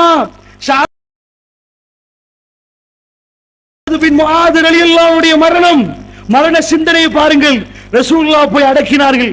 அடக்கிவிட்டு சொன்னார்கள், மக்களே, அல்லாஹ் எனக்கு காண்பிக்கிறான், நான் பார்க்கிறேன். எல்லோரும் விழித்து பார்க்கிறார்கள். அருமை அலைஹிஸ்ஸலாத்து வஸ்ஸலாம் என்ன சொல்லுகிறார்? ஆன்மீக தலைவர் முன்னாடி நின்று பேசுறார். அல்லாஹ்வுடைய தூதர் சொல்கிறார், நாவசைத்து பேசினால் அதில் உண்மையை தவிர வேற எதுவும் வராது. அருமை அலைஹிஸ்ஸலாத்து வஸ்ஸலாம் அவர்கள் சொன்னார்கள், அல்லாஹ் கபருக்குள் நடப்பதை எனக்கு காட்டுகிறான். இந்த கபர் அப்படியே சேருகிறது, இப்பொழுது அப்படியே தூரமாகிறது. அல்-ஆன், இப்பொழுது அவர் விசாரிக்கப்படுகிறார். உங்களோடு இருந்தாரே ஸஅத் பின் முஆத், இப்பொழுது விசாரிக்கப்படுகிறார். ஹவுஸ் கூட்டத்தின் தலைவர் ஸஅத் பின் முஆத் ரலியல்லாஹு அன்ஹு அவர்கள் விசாரிக்கப்படுகிறார். அன்பான ஒருவர், பாசமான ஒருவர். நபிகள் நாயகம் ஸல்லல்லாஹு அலைஹி சொன்னார்கள், ஸலூலஹு தஸ்பீத், அவர் மன உறுதிக்காக இப்பொழுது நீங்கள் துஆ செய்யுங்கள். மலக்குமார்களை நான் பார்க்கிறேன், அவர்கள் கேட்கிறார்கள், சகோதரிகளே சகோதரர்களே, என்றைக்காவது ஒரு நாள் எனக்கு எக்ஸ்பயர் டேட் வந்து, உங்களுக்கு எக்ஸ்பயர் டேட் வந்து அந்த கபரிலே கொண்டு போய் வைத்து மலக்குமார்கள் கேள்வி கேட்கிற நேரம் என்னுடைய நாவிலிருந்து உங்களுடைய நாவிலிருந்து சுத்தமாக நீதமான ஒழுக்கமான அழகான பதில் வருமா சகோதரர்களே? மறுமை சிந்தனை எனக்கும் உங்களுக்கும் வந்திருக்கிறதா சகோதரர்களே? அல்லாஹ்வுடைய தூதர் சொன்னார்களே, அல்லாஹ்வுடைய வேதம் சொல்லுது, இன்னக லா துஸ்மி மௌதாக்கும், உங்களில் இறந்தவர்கள் செவிமடுக்க மாட்டார்கள், ஆனால் ஒன்றை நீங்கள் செவிமடுப்பீர்கள். எது தெரியுமா? ஒருவரை கொண்டு போய் அடக்கம் செய்து விடுவீர்கள். அல்லாஹ்வுடைய தூதர் சொன்னார்கள், மையத்து சலாஸ், மூன்று விடயங்கள் மையத்தை பின்தொடரும். ஃபரஜா இஸ்ரானி, ரெண்டு திரும்பிவிடும். வயபுகா வாஹித், ஒன்றே ஒன்று மட்டும் மிஞ்சும் என்றார்களே, அந்த ஒன்றோடு சேர்த்து சகோதரர்களே ரெண்டும் திரும்பி விடுவார்கள். மனிதர்கள் திரும்பி விடுவார்கள், சொத்து செல்வங்கள் திரும்ப போகும், எந்த ஒரு சப்தமும் கேட்காது சகோதரர்களே. ஆனால் ரசூலுல்லாஹ் சொன்னார்கள், அடக்கம் செய்து விட்டு போவார்களே, கடைசியாக காலணி சப்தங்கள் கேட்கும். அவருடைய காலடி செருப்பு சப்தங்களை அல்லாஹ் அந்த மையத்துக்கு கேட்க வைப்பான். யாரும் இல்ல, எல்லோரும் போயிட்டார்கள். தூரமாக ஒரு சத்தம் கேட்கும், கடைசி காலடி சப்தங்கள் கேட்கும். எல்லாரும் உன்னை வைத்து விட்டு தனியாக வைத்து விட்டு போய்விட்டார். நீ திருத்தமான மனிதனா? நீ ஒழுக்கமானவனா? நீ சரியானவனா? நீ மற்றவனுக்கு பேசுற அளவுக்கு நேர்மையானவனா என்ற கேள்விகள் எல்லாம் அந்த இடத்தில் வரப்போகிறது. மறுமை சிந்தனை இருந்தால் சகோதரர்களே, நான் கபரில் வைக்கப்பட்டால் என்ற கேள்வி எனக்கு வரும் சகோதரர்களே. இங்கே இருக்கக்கூடிய சகோதரிகளே, உங்களுக்கு எல்லாம் அந்த நாள் ஞாபகம் வரும். அன்புக்குரியவர்களே, நான் மீண்டும் சொல்லுகிறேன், கடுவை லட்சத்துக்கு பலங்கள், அதில் ஒரு துண்டை எடுங்கள். இந்த அளவாவது உங்களுக்கு மறுமை மீது சந்தேகம் வருமா? இன்னும் பெறட்டுங்கள் சகோதரர்களே. அன்புக்குரியவர்களே, சொன்னது சொன்ன மாதிரி ரசூலுல்லாஹ்வுடைய காலத்தில் நடந்தால், அருமை தூதர் அவர்கள் சொன்னது அப்படி நடந்தால், மறுமையில் ரசூலுல்லாஹ் சொன்னார்களே, அதிபயங்கரமான தண்டனைகள், ரொம்ப படுமோசமான தண்டனைகள், அந்த மாதிரி தண்டனைகளுக்கு இந்த சபையில் யாரும் ஆளாகப்படக்கூடாது சகோதரர்களே. அன்புக்குரியவர்களே, ஒரு கேள்வி கேட்கிறேன். இப்படி ஹதீஸ்கள் புகாரியில் ஏராளம் இருக்கிறது. உங்களுடைய நெஞ்சை தொட்டு சொல்லுங்கள், ரசூலுல்லாஹ் ஏன் இப்படி அறிவிப்பு செய்தார்கள்? வேற ஒன்றுமில்லை, மன அமைதி சகோதரர்களே, வேற ஒன்றுமில்லை, மன அமைதி. ஏன் மௌத்தாவதுக்கு முன்னாடி மௌத்தாக போற செய்தி ஏன் சொன்னார்கள்? அப்பதான் இருப்பவர்கள் சரியாக சொன்னார், மன அமைதி பெறுவார்கள். அல்லாஹ்வுடைய தூதருக்கு எல்லா இடத்திலையும் அப்படி இல்லை சகோதரர்களே. சில இடங்களில் அவர்கள் தடமாறுகிற இடம், யுத்தம் நடக்கிறது, அந்த நேரத்தில் சாக முன்னாடி மரண அறிவித்தல் சொன்னார்கள். தன்னுடைய வாழ்க்கையில் ஒரு நாள் ரசூலுல்லாஹ் துடிக்கிற சில நாட்கள் இருந்தது. அவ்வளவு துடித்தார்கள். ஒரு மாசமாக வகி வரவில்லை சகோதரர்களே, ஒரு மாசமாக வகி வரவில்லை. மதீனாவிலிருந்து 9 நாட்கள் தூரமாக ஒரு ஊர் இருக்கிறது. அந்த ஊரிலே பனு முஸ்தலிக் என்ற ஒரு குரூப், அவர்களும் குறைஷிகளும் கூட்டமைப்பு செய்து சந்தானம் அடிச்சு மதீனாவுக்கு வர போறார்கள். எதுக்கு? மதீனத்து வாசிகளை அழிப்பதற்காக, முஸ்லிம்களை அழிப்பதற்காக. சகோதரர்களே, இந்த இடத்துக்கு ரசூலுல்லாஹ் கேள்விப்பட்ட உடனே குரூப்போட போறார்கள். இந்த நேரம் ஆயிஷா நாயகி சொல்றார்கள், கொஞ்சம் சிந்தித்து பாருங்கள் சகோதரர்களே, மன ஆறுதலுக்கு இதை விட ஒரு ஹதீஸ் இல்லை சகோதரர்களே. சிந்தித்து பாருங்கள், ரசூலுல்லாஹ் உண்மையான நபி என்பதை இதைவிட பளிச்சென்று காட்டுவதற்கு வேற ஹதீஸ் இல்லை சகோதரர்களே. ஆயிஷா ரலியல்லாஹு அன்ஹா அவர்கள் அவ்வளவு கவலையோடு பேசுறார். ஒரு செய்தி சகோதரர்களே சொன்னார்கள், ஏதாவது ஒரு யுத்தமாக இருந்தால் அந்த யுத்தத்துக்கு போகிற நேரம் ரசூலுல்லாஹ்வுடைய வழக்கம், ஏக காலத்தில் 9 மணி ரசூலுல்லாஹ்வுக்கு சீட்டு குலுக்கி போடுவார்கள். சீட்டு குலுக்கி போட்டால் யாருடைய பேர் வருமோ அவரை அல்லாஹ்வுடைய தூதர் அவர்கள் கொண்டு போவார்கள். இந்த இடத்திலே 9 நாள் பிரயாண தூரம், அந்த இடத்திலே சீட்டு குலுக்கி போட்டால் ஆயிஷா அந்த பேர் வருகிறது.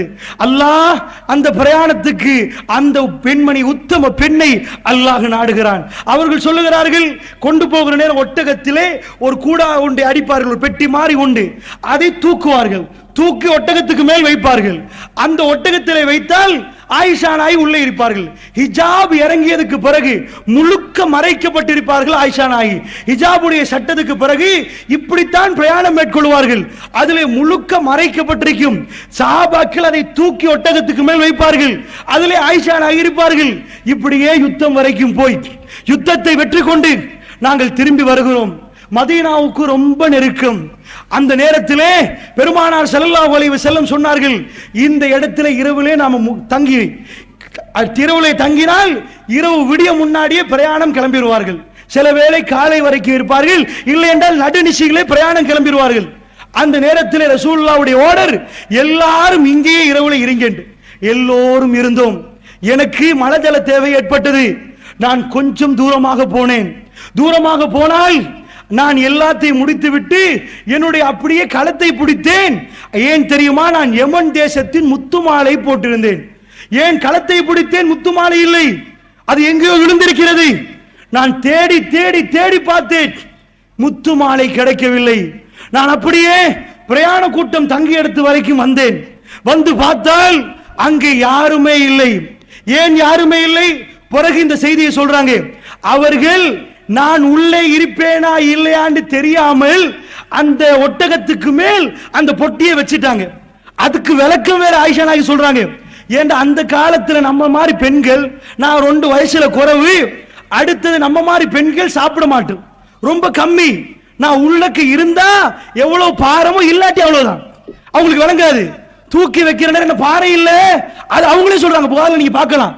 அவ்வளவு அவங்க பாறை இல்ல, அவங்க மேல தப்பு சொல்லிடாது, தூக்கி வச்சிட்டாங்க, வச்சுட்டு போயிட்டாங்க.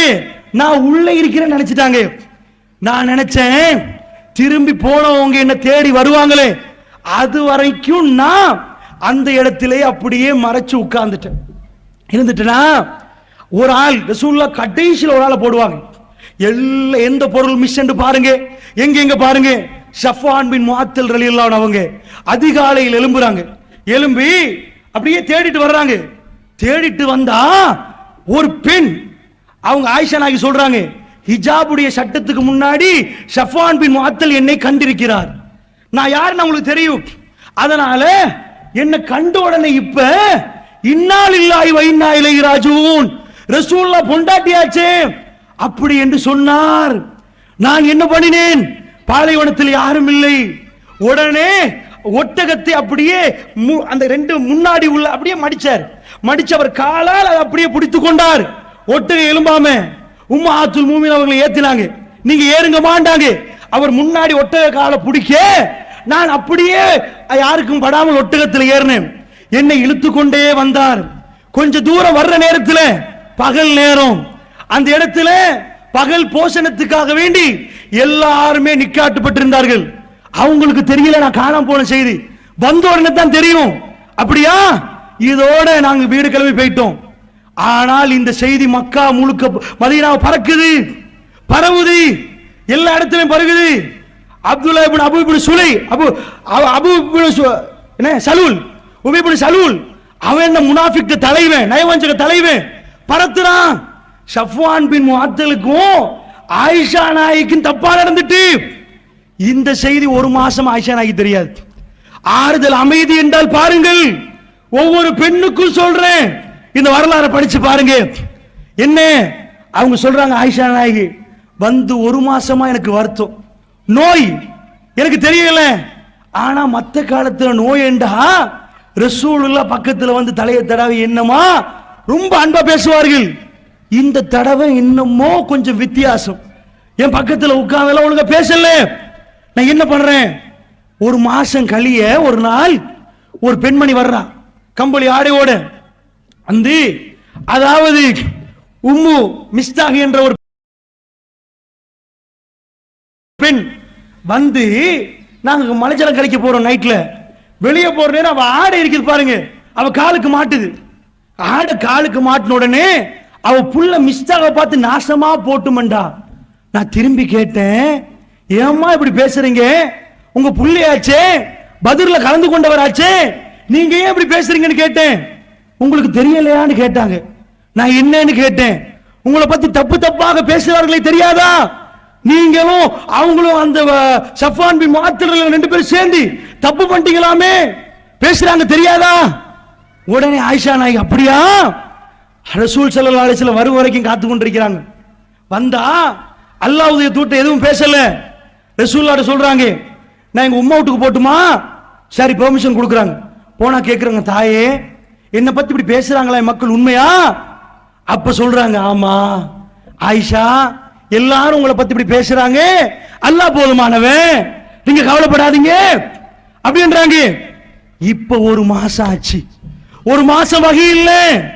யாரெல்லாம் மௌத்தாகிறதுக்கு முன்னாடி ரசூலுல்லாஹ் குயிக்க சொன்னார்கள், இன்னார் மௌத்து, இன்னார் மௌத்து, இன்னார் மௌத்து. தன்னுடைய மனைவி மாப்பிள பொண்டாட்டியோட இறக்கை இல்லாட்டியும் அவன்கிட்ட போய் பொண்டாட்டியை பத்தி புகார் வைங்க பாப்போம், கம்ப்ளைண்ட் வைங்க பாப்போம், ஏறிட்டு வந்துடும். அவனுக்கு மூக்குடுங்க கோவம் வரும். பொண்டாட்டியை தாக்கினா அவனை தாக்கிற மாதிரி நினைப்பான். ஏன் பொண்டாட்டியை பேசுறியா, இறக்கமே இருக்காது, சண்டை பிடிச்சு நாரும். அவன்கிட்ட போய் சபையில் வைங்க பாப்போம், உன் பொண்டாட்டி தெரியுமா, கோபம் வரும். பெருமானார் யார், சர்வாதிகாரி. தன் பொண்டாட்டி விஷயத்தில் எவராவது ஏதாவது சொன்னா எதையும் செய்யலாம் உங்களுக்கு. ஏண்டா அவ்வளவு ஆட்சி, அவ்வளவு பெரிய ஒரு படை இருந்துச்சு, அவ்வளவு தைரியம் இருந்துச்சு. பெருமானார் ஒன்றுமே செய்யல. என்ன செஞ்சாங்க தெரியுமா, போய் அலி பின் அபி தாலிபை கூப்பிட்டாங்க, உசாமா கூப்பிட்டாங்க. என் பொண்டாட்டி நடந்திருக்குமா, அப்படி எல்லாரும் சொல்ற மாதிரி இருக்குமா? அவங்க சொல்றாங்க, யார சூழல்லா, உங்க பொண்டாட்டியா? அலி பின் அபி தாலிப் சொல்றாரு, உங்க வீட்டுல ஒரு பொம்பளை இருப்பா, வேலை செய்வாங்க, பரீரா, அவட்டு போய் கேளுங்க. அவ சொல்லுவா ஆயிஷா நாயகி பத்தி. என்ன யார சொல்ல, அப்படியா? ஒரு நாள் ஆயிஷா நாயகி அப்படி இல்ல, ரசூலுல்லாஹ் பரீராட்ட போறாங்க. எவ்வளவு நேர்மை இருக்கும், எவ்வளவு நியாயம் இருக்கும். அட அவங்க யாரு, ஊருக்கு ஒரு கூட்டம் வருகிறது, சோம் இல்ல, சாப்பாடு இல்ல, அது இல்ல, இது இல்ல. உட்கார வச்சு முழு சாப்பாடு கொடுத்து, ஒட்டக சிறுநீரை எடுத்து, அவங்க நோய்க்கு மருந்தாக ஒட்டக சிறுநீரை கொடுத்து, அந்த சூட்டுல உள்ள நோயெல்லாம் அழிஞ்சு போக அவ்வளவு கண்ணியப்படுத்தின ஒரு கூட்டம். அந்த கூட்டம் போறாங்க. திரும்பி போற நேரம் இருக்கிற ஒட்டகத்தை எல்லாம் தூக்கிட்டு போறாங்க. களவெடுத்தா கையை வெட்டணும், களவெடுத்தா கையை வெட்டணும். ரசூலுல்லாஹ் அவங்களுக்கு கொடுத்தது என்ன தெரியுமா, அட திண்டுட்டு களவெடுக்கிறீங்களா நீங்க, வந்து உட்கார்ந்து சாப்பிட்டு சாப்பாட்டை கொடுத்தவன்ட ஒட்டகத்தை களவெடுக்கிறீங்களா? மாறு கால் மாறு கை வெட்டு, இந்த கை இந்த கால் வெட்டு, வெட்டப்பட்டது. சட்டத்தில் மாத்த இல்ல, களவெடுத்தா கைதான் வெட்டணும். ஆனா இப்படி களவெடுத்தா அப்படி வெட்டாங்க. சொன்னதை செஞ்சாங்களா? என்ன பார்த்துட்டு இருக்கிறீங்க, சாபாக்கள் கேட்டாங்களா? ஏன் பொண்டாட்டி என்ன என்ன பார்த்துட்டு இருக்கிறீங்க கேட்டாங்களா? பிரபாகரனை பத்தி ஒரு கதை சொல்லுவாங்க. பிபிசியில ஒரு ரிப்போர்ட்டர் வந்திருந்தான். வந்து கேட்டாங்க, நீங்க எல்லாம் படையெல்லாம் பெருசா கட்டுப்படுத்துறீங்களே, அந்த கட்டுப்பாடு எப்படிப்பட்ட கட்டுப்பாடு, உங்களோட எப்படி நீங்க கட்டுப்படுத்தி வச்சிருக்கீங்க? உங்க பேச்ச எல்லாரும் அப்படி கேட்பாங்களா? கதையா சொல்றாங்க, எது உண்மை போய் தெரியாது. கூப்பிட்டான ஒருத்தனை, இங்க வா, சைனாட கடி என்னானா, இந்த சைனாட் போட்டிருக்கிற கடிப்பா, அவன் கடிச்சு செத்துட்டானா, பாத்தியா? இதுதாங்க கட்டுப்பாடு. அட இத மிஞ்சிற கட்டுப்பாடு, இது எல்லாம் தூக்கி மிஞ்சிற அளவு கட்டுப்பாடு. அப்படிப்பட்ட கூட்டத்தை வச்சு, நான் ரொம்ப இரக்கமான மனைவி, நான் ரொம்ப பிடிக்கிறமான இந்த மனைவி, இவ விஷயத்தில் இப்படி பேசுறீங்களே, அவனை புடிச்சு அபிபுல் சிவ சலூல் இருக்கிறானே, அவனை புடிச்சு கொல்லுங்க சொன்னாரா? பேசினார்களா? ஒரு மாசம் அந்த ஹதீஸ்ல வருகிறது, வகி வராத காலம், ஒரு மாதமாக வகி தடையாக இருந்தது. அந்த டைம்ல தான் இது நடக்குது. கேட்டு பரீராட்டு போய் கேட்கிறாங்க, பரீரா ஆயிஷாவை பத்தி என்ன நினைக்கிறீங்க? அவங்க சொல்றாங்க, யார சொல்லலாம், மாவு குழைச்சி வச்சிருப்பாங்க, யார சொல்லலாம், மாவை குழைச்சிட்டு அங்கால ஆடு வரும், இங்கால தூங்கிடுவாங்க. சின்ன வயசு புள்ள, அவங்க அதெல்லாம் செய்ய மாட்டாங்க, யார சொல்லலாம். இவங்க இவ்வளவு பாரதூரமா செய்வாங்களா? அப்படியா பரீரா? நபிகள் நாயகம் ஸல்லல்லாஹு அலைஹி வஸல்லம் அவர்கள் போறாங்க, ஆயிஷா ரலியல்லாஹு வீட்டுக்கு போறாங்க. ஆயிஷா நாயகி சொன்னாங்க, அழுது அழுது அழுது 2 இரவுகள் 1 பகல், என் கண்ணீர் வருவதற்கு வேறு இடமில்லை. ரசூலுல்லாஹ் என் முன்னாடி வர்றார், வித்தியாசத்தை நான் உணர்ந்தேன். என் பக்கத்தில் கூட அவர்கள் உட்காரவில்லை. எனக்கு நன்றாக தெரிகிறது ரசூலுல்லாஹ் என் மீது உள்ள அவதூறை நம்புறார் போல.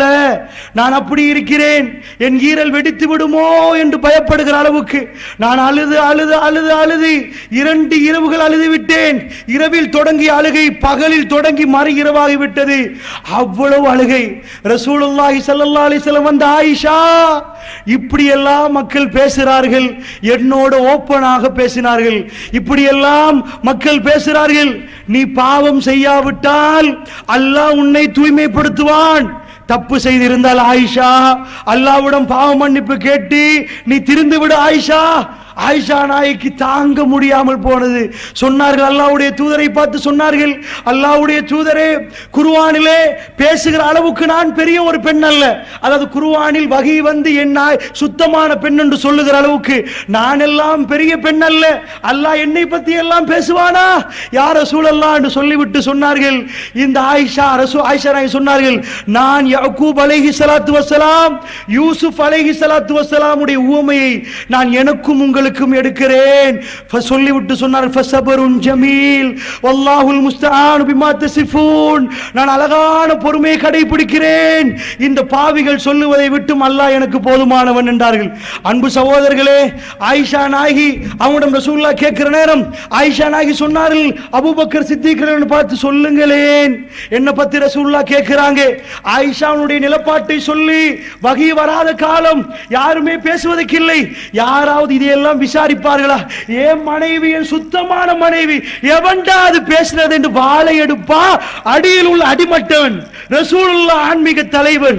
சுப்ஹானல்லாஹ். இந்த பண்பை எல்லாம் பார்த்துத்தான் சகோதரர்களே, அண்மையில் யூடியூபில் ரசூலுல்லாஹ்வை பற்றி தப்பாக காமுகர் என்று ஒரு வீடியோ எடுத்து, ஒரு படம் எடுத்து, அந்த மாதிரி அப்பட்டமாக உலகம் எங்கும் அந்த தப்பான பிரச்சாரத்தை செய்தவன். அவ்வளவு பேருக்கு முன்னாடி தலை குனிந்து நபவிக்கு வந்து, இவரையா நான் இழிவுபடுத்திட்டேன் என்று அல்லாஹ் அக்பர் என்று தக்பீர் கட்டினானே, அண்மையிலே ரசூலுல்லாஹ்வை இழிவுபடுத்தியேன். அவன் சொன்ன ஒரே ஒரு காரணம், நான் ரசூலுல்லாஹ்வை பற்றி தப்பாக பேசினேன், உலகத்திலே உள்ள முஸ்லிம்கள் கொந்தளித்தார்கள், ஏனப்பா இவரோடு இவ்வளவு இரக்கம் என்று தேடினேன், என்னால் தாங்க முடியவில்லை. இப்படி ஒரு மனிதரா, இப்படி ஒரு மனிதரா வந்து நபவிக்கு வந்து அல்லாஹ் அக்பர் லா இலாஹ இல்லல்லாஹ் முஹம்மதுர் ரசூலுல்லாஹ் என்ற கலிமாவோடு யூடியூபில் யார் ரசூலுல்லாஹ்வை காமுகர் என்று சொன்னாரோ அவர் இஸ்லாத்துக்கு வந்தார் இந்த 2 மாதங்களுக்கு முன்னாடி. சகோதரர்களே, நான் ஏன் சொல்லுகிறேன், அவ்வளவு நேர்மை, அவ்வளவு நியாயம், தனக்கு அவ்வளவு அதிகாரம் இருக்கிற நேரத்திலும் தன் மனைவிடம் வந்து கேட்கிறார்கள், எனக்கு வகி வரவில்லை ஆயிஷா, நடந்ததை சொல்லு. ஆயிஷா நாய் உம்மா வாப்பாடம் திரும்புற அபூபக்கரை பார்த்து, சொல்லுங்களேன், கொஞ்சம் என் நிலைமையை சொல்லுங்களேன். அவங்க சொன்னாங்க, வல்லாஹி ஆயிஷா, என்ன சொல்ல ஆயிஷா, அல்லாஹ்வுடைய தூதருக்கு நான் என்ன சொல்ல? அதுதான் அடக்கம் சகோதரர்களே. தன் மகள் அங்கே நிற்கிறாள், பாப்பாவிடம் கேட்க சொல்கிறாள். ரசூலுல்லாஹ்வுக்கு அவ்வளவு வயசுல 1 வருஷம், அந்த அளவுக்கு தான் இளமை. அவர்கிட்ட கேட்கிற நேரம் ரசூலுல்லாஹ்ட்ட நான் என்ன சொல்ல? ஆயிஷா திரும்புறார். ஆயிஷாவுடைய உம்மா பக்கம் ஆயிஷா நாயி, உம்மா நீங்க கொஞ்சம் சொல்லுங்களேன், இப்படி ஒரு அவதூறு ரசூலுல்லாஹ்ட்ட சொல்லுங்களேன். ஆயிஷா நான் என்ன சொல்ல? ஆயிஷா அல்லாஹ்வுடைய தூதருக்கு நான் என்ன சொல்ல? அவர்கள் தன்னுடைய பிள்ளையை பத்தி தெரியும், அவ்வளவு தெரியும், சுத்தமான ஒரு பெண், அவ்வளவு தெரியும். ஆனால் தன்னுடைய நாவிலிருந்து தன்னுடைய பிள்ளையாக இருந்தாலும் பிழையாக வரக்கூடாது, தப்பாக வரக்கூடாது. ஆயிஷா நாயகி சொன்னார்கள் ரசூலுல்லாஹை பார்த்து சொன்னார்கள், நான் சொன்னாலும் நீங்கள் நம்ப மாட்டீர்களே, ஏனென்றால் மக்கள் பேசுவது உங்களுடைய அடிமனசில் சேமித்து விட்டீர்கள். இப்படியே சொன்னார்கள், இதே வார்த்தையில் சொன்னார்கள், மக்கள் பேசுவதை உங்கள் அடிமனசில் சேமித்து விட்டீர்கள். அதனால் இந்த ஆயிஷா இப்பொழுது தப்பு செய்யவில்லை என்று சொன்னால் நீங்கள் நம்ப மாட்டீர்கள். அதனால் நீங்கள் நம்ப மாட்டீர்கள், அதனால் நான் சொல்லி அர்த்தம் இல்லை என்று அடுத்த பக்கம் பிறண்டார்கள். அப்படியே தூங்கிறது, அடுத்த பக்கம் சாய்ந்தார்கள். ஆயிஷா நாயகி ரசூலுல்லாஹ் இருக்கிறார்கள். அப்பொழுது அல்லாஹ் என்னை தூய்மையாக்க போதுமானவன். ஆயிஷா நாயகி சொல்றார்கள், உல் வல்லாஹி, எவன் என்னை படைத்தான் அவன் மீது நான் நினைக்கவில்லை அல்லாஹ் என்னை பற்றி பேசுவான் என்று. ஆனால் என்னை சுத்தப்படுத்துவது அல்லாஹ்வை தவிர வேற யாரும் இல்லை. ஆனால் நான் நினைக்கவில்லை, நான் சின்ன ஒரு பெண், என்னை பற்றி குர்ஆனில் பேசுவானா அல்லாஹ்? என்னுடைய விவகாரத்தை பேசுவானா? 7 வானத்திலிருந்து வகை வருமா? நான் அவ்வளவு சின்ன ஒரு பெண், என்னை பற்றி பேசுவானா? பேச மாட்டான் என்று நினைத்து கொண்டு அடுத்த பக்கமாக திரும்பினேன். நான் படுத்தேன், கவலையாக இருந்தது. அது கடும் குளிரான ஒரு காலம். ரசூலுல்லாஹ் என் பக்கத்தில் இருந்தார்கள். அவர் எழும்பவோ வாசக்கடைக்கு போகவோ இல்லை. அல்லாஹ் என்னை தூய்மைப்படுத்தினான். ரசூலுல்லாஹ்வுடைய முழு உடம்பும் வேர்வை முத்துகளால் நனைகிறது, முத்து முத்தாக கொட்டுகிறது. குளிர்காலத்தில் கடுமையாக கஷ்டப்படுவார்கள். வகி வருவதற்கு அடையாளம் அதுதான். ரசூலுல்லாஹ்வுக்கு வகி வருவதை பற்றி ஆயிஷா நாயகி இதுக்கு முன்னாடி நிறைய செய்திகள் சொல்லியிருக்கிறார்கள். நான் ஒரு நாள் இரவு படுத்துக் கொண்டிருந்தேன். ரசூலுல்லாஹ் எனக்கு பக்கத்தில் இருந்தார்கள். வேர்வையால் நனைந்து விட்டார்கள். முத்து முத்தாக அவருடைய நெற்றியிலிருந்து வேர்வை வந்தது. பாரமாக இருப்பார்கள். அப்பொழுது வகி வருவதுதான் அதுக்கு அடையாளம். ஆயிஷா நாயகி ஒரு செய்தி சொன்னார்கள், நான் நினைத்தேன் ரசூலுல்லாஹ் கனவு காணுவார்கள் என்று. என்னை பற்றி கனவு காணுவார்கள் என்ற குர்ஆனில் அல்லாஹ் என்னை பேசுற அளவுக்கு நான் ஒன்றும் பெரிய பெண் அல்லவே, சுப்ஹானல்லாஹ். அப்படிப்பட்ட ஒரு இடம் சகோதரர்களே. அந்த நேரத்தில் அருமை அலைஹிஸ்ஸலாத்து வஸலாம் நலைகிறார்கள். முகம் பிரகாசமாகிறது, மின்னுகிறது, சிரிக்கிறார்கள். ஆயிஷா, அல்லாஹ் உன்னை சுத்தப்படுத்தி விட்டான். அல்லாஹ்வுடைய தூதர் சொன்னார்கள். ஆயிஷாவுடைய தாயார் சிரித்துக் கொண்டு சொன்னார்கள், ஆயிஷா, ரசூலுல்லாஹ் பக்கத்தில் போங்களேன். ஆயிஷா நாயகி சொன்னார், இல்லை, நான் போக மாட்டேன். அல்லாஹ் என்னை சுத்தப்படுத்தினான், நான் போக மாட்டேன். கோபத்தோடு சொன்னார்கள். அவ்வளவு கோபமாக இருந்தது. நான் இவ்வளவு அழுதேனே. வகி வரும் வரைக்கும் ரசூலுல்லாஹ் இருந்தார்கள். என்ன சொல்ல வருகிறேன் தெரியுமா சகோதரர்களே? மன அமைதி பாருங்கள். 30 நாள் 40 நாள் 30 நாள் எத்தனை நாட்கள் கழிந்து விட்டது. எத்தனையோ பேர் கொலை செய்வதற்கு முன்னாடி ஆல்ரெடி வகி வந்து விட்டது, அவர் கொலை செய்யப்படுவார் என்று. ஆனால் ஆயிஷா நாயுடைய விவகாரம், கணவன் என்ற இடத்திலே சகோதரர்கள் இங்கே இருக்கிற ஒவ்வொரு ஆணும் பேசுற நான் உட்பட நீங்க எல்லாம் உங்கள் மனைவிக்கு அல்லாஹ் பாதுகாக்கணும். இதுதான் பெரும் சோதனை சகோதரர்களே. தலை குனிந்து முக்காடு போடுகிற அளவுக்கு, அந்த அளவுக்கு சோதனை. மனைவி தப்பாக ஈடுபட்டால் என்றால் எப்படி இருக்கும்? அருமை அலைஹிஸ்ஸலாத்து வஸலாம் அவ்வளவு அற்புதமான ரசூலுல்லாஹ் அவர்களுடைய மனைவி, அவருடைய அடக்கத்தை பாருங்கள். இந்த நேரத்தில் அபூபக்கர் ரலியல்லாஹு அன்ஹு அவர்கள் சொன்னார்கள், வகி இறங்கியதுதான் கடன் 10 ஆயத், 24வது அத்தியாயம் 11வது வசனம் தொடக்கம் 21வது வசனம் வரைக்கும் போய் அல்லாஹ் எவ்வளவு அன்பாக பேசுறான் என்று பாருங்கள். அமைதிப்படுத்துறான் ஆயிஷா நாயகி. சுப்ஹானல்லாஹ், தன்னுடைய அல்லாஹ் நல்லடியார்களுடைய இரக்கம் என்பதை 10 வசனத்திலையும் சொல்லுகிறான். என்ன சொன்னான் தெரியுமா? ஓ கைருல் லக்கும், ஆயிஷா, இது கெடுதி என்று நினைக்காதீர்கள், இது உங்களுக்கு நலவு. இந்த பிரச்சாரம் செய்தார்களே, இது உங்களுக்கு நலவு. இந்த ஒரு வார்த்தை போதும் ஆயிஷா நாயகி. அவர்கள் அத்தனையும் மறந்துட்டார்கள். மன அமைதி அவர்களுக்குள்ள வந்துட்டு, அல்லாஹ் நீ எனக்கு நலவு என்று சொன்னாயா, அது நலவுதான். என்ன நலவு? ஆயிஷா நாயுடைய விஷயம் குர்ஆனில் அல்லாஹ்வை தூய்மை என்று சொன்னால் இதை விட ஒரு கிஃப்ட் இருக்கிறதா? நீங்கள் தூய்மை என்று அல்லாஹ்வை சொன்னால் இதை விட இருக்கிறதா? சகோதரர்களே, சொல்லுகிறேன் கேளுங்கள். அந்த நேரத்தில் தான் அபூபக்கர் சித்திக் சொல்றார்கள், பத்ர் போரில் கலந்து கொண்ட ஒருவர் தான் அந்த முனாஃபிக்களோடு சேர்ந்து கொண்டு இந்த பிரச்சாரத்தை செய்தவர். அவர் இருக்கிறார். அவர் சொன்னார், இதுக்கு பிறகு நான் அந்த குடும்பத்தாரை கவனிக்க மாட்டேன், குடும்பத்தாரை பார்க்க மாட்டேன். ரசூலுல்லாஹ்வுக்கு எவ்வளவு ஆத்திரம் இருக்கும். அவருடைய மனைவியை பற்றி பொய்யாக பிரச்சாரம் செய்தால் எவ்வளவு ஆத்திரம் இருக்கும். பக்கத்தில் ரசூலுல்லாஹ் இருக்கிறார்கள். சூரத்து நூருடைய 24வது அத்தியாயத்தின் 22வது வசனம் இறங்குகிறது. மன்னித்து விடுங்கள், யாரெல்லாம் அப்படி பேசினார்களோ மன்னித்து விடுங்கள், அவர்களுக்கு செய்கிற உபகாரங்களை நிப்பாட்டாதீர்கள். சுபஹானல்லாஹ். யாரெல்லாம் அவதூறு பிரச்சாரம் செய்தார்கள், உடனே அபூபக்கர் சித்திக் சொன்னார், நான் தொடர்ந்தும் செய்வேன். என் புள்ள விஷயத்தில் அவதூறு சொன்னவர்களுக்கு அல்லாஹ் சொல்றானே செய் சொல்லி தர்மங்கள் செய்து கொண்டு வந்தேனே, நான் தொடர்ந்தும் செய்வேன் என்றார்கள்.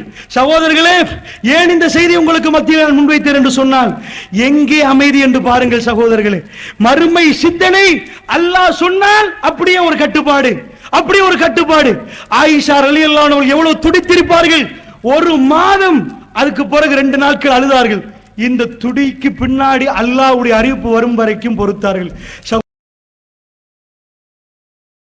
சகோதரர்களே, அதனால் சொல்கிறேன், இந்த உலக வாழ்க்கையிலே நீங்கள் அடிக்கடி மறுமை சிந்தனையோடு நீங்கள் இருந்தால், ரஹ்மானுடைய கட்டளைகளை நீங்கள் நம்பினால் உங்களுடைய மனசு அமைதி பெறும்.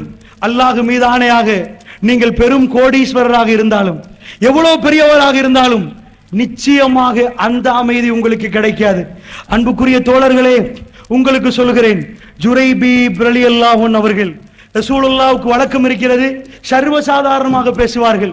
ஒரு நாளும் பெருமையோடு, அகம்பாவத்தோடு, ஆணவத்தோடு அருமை அலைஹி ஸலாத்து வஸலாம் அவர்கள் நடந்ததே இல்லை. ஜாபிர் ரலியல்லாஹு அன்ஹு அவர்கள் ஒரு நாள் யுத்தத்திலே போறார்கள். ஜாபிர் ரலியல்லாஹு அன்ஹு முன்னாடி நடக்கிறார். ரசூலுல்லாஹ் கேட்டார், ஜாபிர் நீங்கள் கல்யாணம் முடிச்சிட்டீங்களா? ஆமா யா ரசூலல்லாஹ். கன்னியா விதவையா? யா ரசூலல்லாஹ் விதவை. ஏன் ஜாபிர், ஒரு கன்னியை முடிக்கலாம் தானே, விளையாடலாம் தானே, ஒரு விதவையை முடிச்சிருக்கிறீங்களே. இப்படி பேசுவார். இளைஞர்களோடு சர்வசாதாரணமாக பேசுவார் அருமை அலைஹி ஸலாத்து வஸலாம்.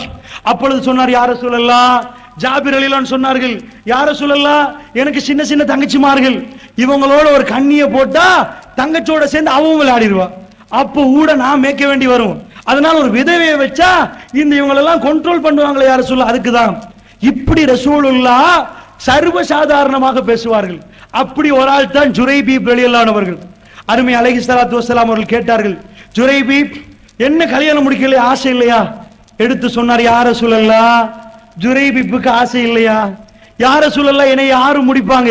அவ்வளவு அசிங்கம் சகோதரர்களே, யாருமே ஏறிட்டு பார்க்க மாட்டார்கள், அவ்வளவு அசிங்கம்.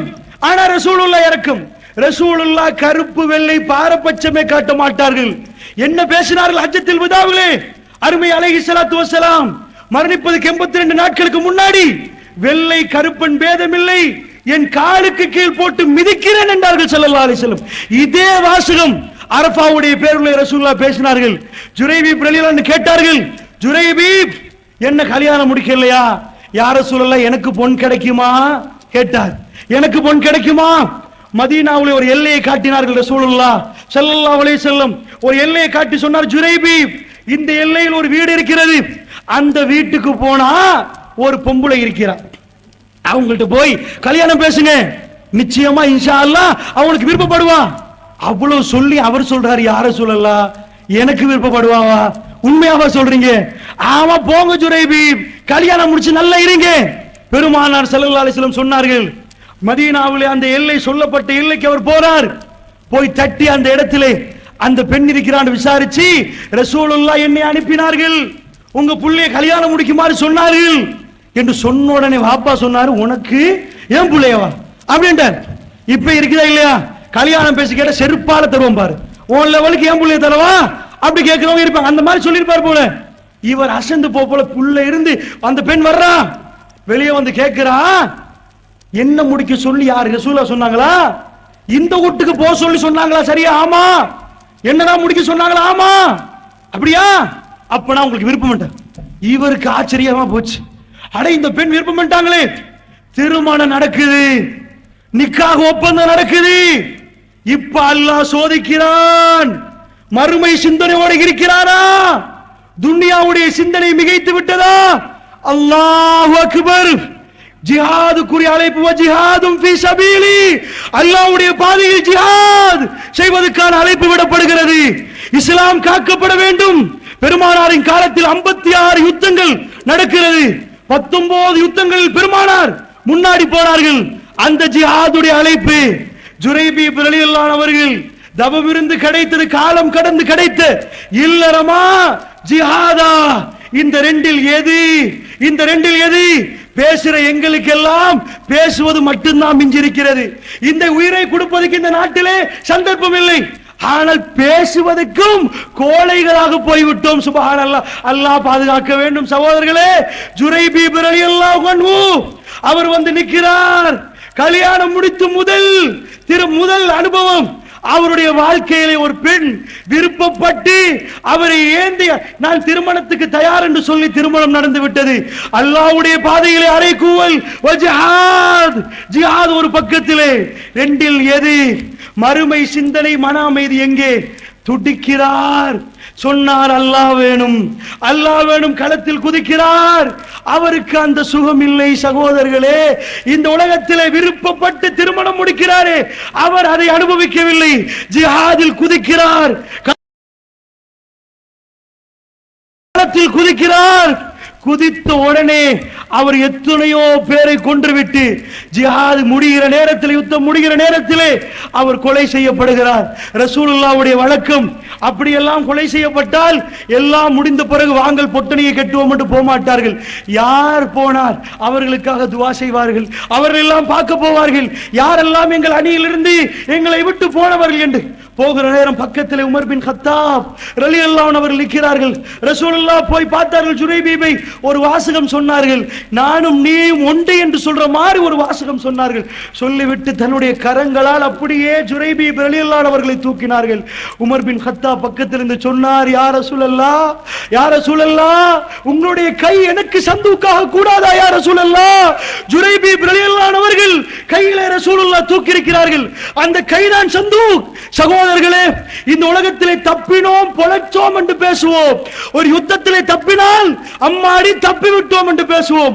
உமர் பின் கத்தாப் என்ன சொன்னார் தெரியுமா? அருமை அலைஹிஸ்ஸலாத்து வஸ்ஸலாம் அவர்களை பார்த்து, உங்களுடைய கை எனக்கு சந்தூக்காக கூடாதா? ஜுரைபீப் ரலியல்லாஹு அன்ஹு அவருடைய சபத்துக்கு, மையத்துக்கு ரசூலுல்லாஹ்வுடைய கைதான் சந்தூக். கொண்டு போய் அடக்கினார்கள். சகோதரர்களே, நான் ஏன் இதை சொல்லுகிறேன் தெரியுமா? மறுமை சிந்தனையில் அவர்கள் அமைதி பெற்றார்கள். மறுமை சிந்தனையில் தான் அவர்களுக்கு எல்லா அமைதியும் கிடைத்தது. அன்புக்குரிய சகோதரர்களே, சிந்திப்பதற்கு சொல்லுகிறேன். இன்றைய நாளில் ஒவ்வொரு வாட்டியும் நான் இதை சொல்லுகிறேன். இந்த ஹதீஸை எல்லா வாட்டியும் ஞாபகப்படுத்துவேன். ஏன் ஞாபகப்படுத்துறேன்? ஒரு நோக்கத்தோட ஞாபகப்படுத்துவேன். என்ன? இன்றைக்கு சிக்ர் செய்தவர்கள் யார்? இன்றைக்கு ஸலவாத்து சொன்னவர்கள் யார்? இப்படி நான் சொல்லுகிற நேரத்தில் அது எனக்கு ஞாபகம் வருது. ஒரு ஆள் சொல்றாங்க, சில பேர் சொல்லுவாங்க, அது என்ன எல்லா பயான்லையும் நீங்க ஒரே விஷயம் சொல்றீங்களாமே, இந்த சிக்கரை சொல்றீங்களாமே, இப்படி என்று ஒரு குற்றச்சாட்டு வந்திருக்குது. அன்பு அவர்களே, இவங்களுக்கு தேவை வந்து வேற. பயான் என்று சொல்லுவது நாங்கள் படித்து பாடமாக்கிட்டு வந்து சொல்றது இல்ல. எங்க மனசுல உள்ள உணர்வு கொப்பளிக்கிறது, எங்கள்கிட்ட உள்ளதை சொல்றது. மனப்பாடமாக்கி இதுக்கு போற அடுத்தது என்ன பாடமாக்கிட்டு சொல்றது இல்ல. இப்போ உள்ளவனுக்கு என்ன வேணுமா? அப்ப ரசூலுல்லாஹ்வுக்கு விமர்சிச்சிருப்பாங்க இவங்க. என்ன ரசூல், எத்தனை தடவை இந்த ஹதீஸை சொல்லிட்டீங்க, எத்தனை தடவை நீங்க பாக்குறீங்க? இன்னைக்கு ஸ்டேஜுக்கு ஏற முன்னாடி அந்த ஜுஹைனா குலத்து பெண் இருக்கிறாங்களே, அந்த ஹதீஸை சொல்லிடாதீங்க. இந்த ஸ்டீவ் ஜாப்ஸ் கதை இருக்குது, அதை சொல்லிடாதீங்க. அட எதுக்குடா சொல்றேன், எதுக்கு சொல்றேன்? அது என்ன ஆட்டம் காணிச்சு, நாங்க அழுதோம், நாங்க துடிச்சோம், அதுதான் சொல்றோம். அது இல்ல, ஏன் அல்லாஹ்வுக்கு வந்து வேற நபி இல்லையா? மூசா நபி எல்லா இடத்துலயும் வர்றாங்களே, 25 நபி தானா? வேற நபி இல்லையா? என்ன உங்களுக்கு இது என்ன பைஸ்கோப்பா காட்டும்? இப்படி பயான் கேட்க யாராவது இருந்தால் அது பயான் இல்ல. திருந்துறீங்களா? தொழுவுறீங்களா? பக்குவப்படுறீங்களா? புதுசா சொன்னா அப்ப கிறிஸ்தவத்துல இருந்து எடுத்து வரணும். அங்க பைபிள்ல நல்ல கதை இருக்குது, காம கதைகளை விட்டா சிரிப்பீங்களா இருக்கும். அட உள்ள ஹதீஸத்தான் சொல்லுவோம். ரசூலுல்லாஹ் அந்த சஹாபாவுக்கு என்ன நீங்க எந்த நாள் சுப்ஹானல்லாஹ் சொல்றீங்க, புதுசா சொல்ல மாட்டீங்களா? என்ன பிஸ்மில்லாஹ் சொல்றீங்களா? எங்க கொள்கைவாதிகள்ட்ட வரக்கூடாது. இதுக்கு முன்னாடி சொல்லிருக்கிறேன், பேச தெரியாதவர் பேசினாலும் நீங்கள் கேட்கணும், திக்கி திக்கிரி ஆலுசாலின் வாசித்தாலும் நீங்கள் கேட்கணும். உங்க மனசுல அல்லாஹ்வுக்கு, அல்லாஹ்வுடைய தூதருக்கு மதிப்பு இருந்தா, எவன் பேசுறா, யாரு பேசுறா அது இல்ல. குர்ஆன் பேசப்படுவதா, ஹதீஸ் பேசப்படுவதா? ஃபதக்கிர் ஃபஇன்ன திக்ரா தன்ஃபவுல் முஃமினின். ஞாபகப்படுத்துங்கள். மூமினா இருந்தா மறுபடி அதை சொன்னா அவனுக்கு பிரயோசனமா இருக்கும். அவன் மூமின் இல்லையா, அது என்ன, அது அரைச்சமாவே அரைக்கிறாரு, புதுசா கொண்டு வர. இப்ப ஜுரைபீப் சொல்லிட்டானா, இதுக்கு போற எங்க இந்த ரீஜன்ல அந்த சொன்னார் இவர் ஆல்ரெடி இவர் சொல்லுவாங்க, சொன்னாரு இந்த கதையை சொன்னாரு, மறுபடி சொல்றாரு. அப்ப நான் பொய்க்கு சரி வேற ஜுரைபீப் என்ற பேர்ல குரைபீப் தான் சொல்ல வேண்டி வரும். அरे என்ன சொல்றீங்க நீங்க? என்ன இது நான் இதுக்கு சொல்லல, ஏற முன்னாடியே சொன்னாங்க, அதுக்கு சொல்றேன். இது இப்படி ஒரு வந்திருக்கிறா, அதனால சொல்றேன். எங்களுக்கெல்லாம் அப்படி பேசி பழக்கம் இல்லை. அப்படி என்றால் நாங்கள் வரமாட்டோம். இது நிக்கவரட்டி ஜமாத்துக்கு சொல்ல, அவங்க யாரும் சொல்லல. எனக்கு நிக்கவரட்டிய ஜமாத் யாரும் சொல்லவில்லை. ஏண்டா அப்படி முகஸ்துதிக்கு மக்கள் நலவு சொன்னார்களா, பயான் நல்லமா? அல்லாஹ் மீது ஆணையாக தேவையில்லை, ஒருவருடைய முகஸ்துதியும் தேவையில்லை. ரகுமான் எப்பயும் நான் பயான் பண்ண முன்னாடி கேட்கிற ஒரு துவா, இதுக்கு சொல்றேன். யா அல்லாஹ் பெருமையை தந்துராத, என்ன மாத்திரு, என்ன நியாயப்படுத்திரு, இதாயத்து தந்துரு, என் தாய் தகப்பனுக்கு நன்மையை கொடுத்துரு. இப்படிதான் இருக்கும். எங்களை யாரெல்லாம் கொள்கைக்கு கொண்டு வந்தாங்களோ அவங்களுக்கு கொடு. இதுதான் அவங்க என்ன சொன்னாங்க, இவங்க என்ன சொன்னாங்க, இப்படி புதிய கலாச்சாரங்கள் நீங்கள் உருவாக்கி புதுசு புதுசா சொல்றேன் ஒரு வந்ததுனாலதான் மௌலவிமார்கள் எப்ப லைஃப் ஆக்குறது, எப்ப ஷை ஆக்குறது, எப்ப புதுசா கொண்டு வந்து பூத்துறது, எப்ப அதை பண்றது, இப்படியே டேஸ்டா பழவி மௌலவிமார்களுக்கு போட்டு உண்டாக்கிட்டீங்க நீங்க. அல்லாஹ்வுடைய நல்லடியார்களே, அதனால சொல்றேன் உங்கள்ட்ட, போட்டிகளோ இதோ உண்டாக்காதீங்க. பேச தெரியாதவர் வந்து அல்லாஹ்னு சொன்னா நீங்க எல்லாரும் கட்டுப்பட்டு கேட்கணும். அவர் வாசித்தால் குர்ஆனை நீங்கள் கேட்கணும். அப்படி இல்லை, இதுக்கும் அரசியலுக்கும் வித்தியாசம் இல்லை. இவர் வந்தா பேசுவோம், அவர் வந்தா கேட்போம், இவர் வந்தா எழும்பி போவோம், அவர் பேசினா நடந்து கொண்டிருப்போம்.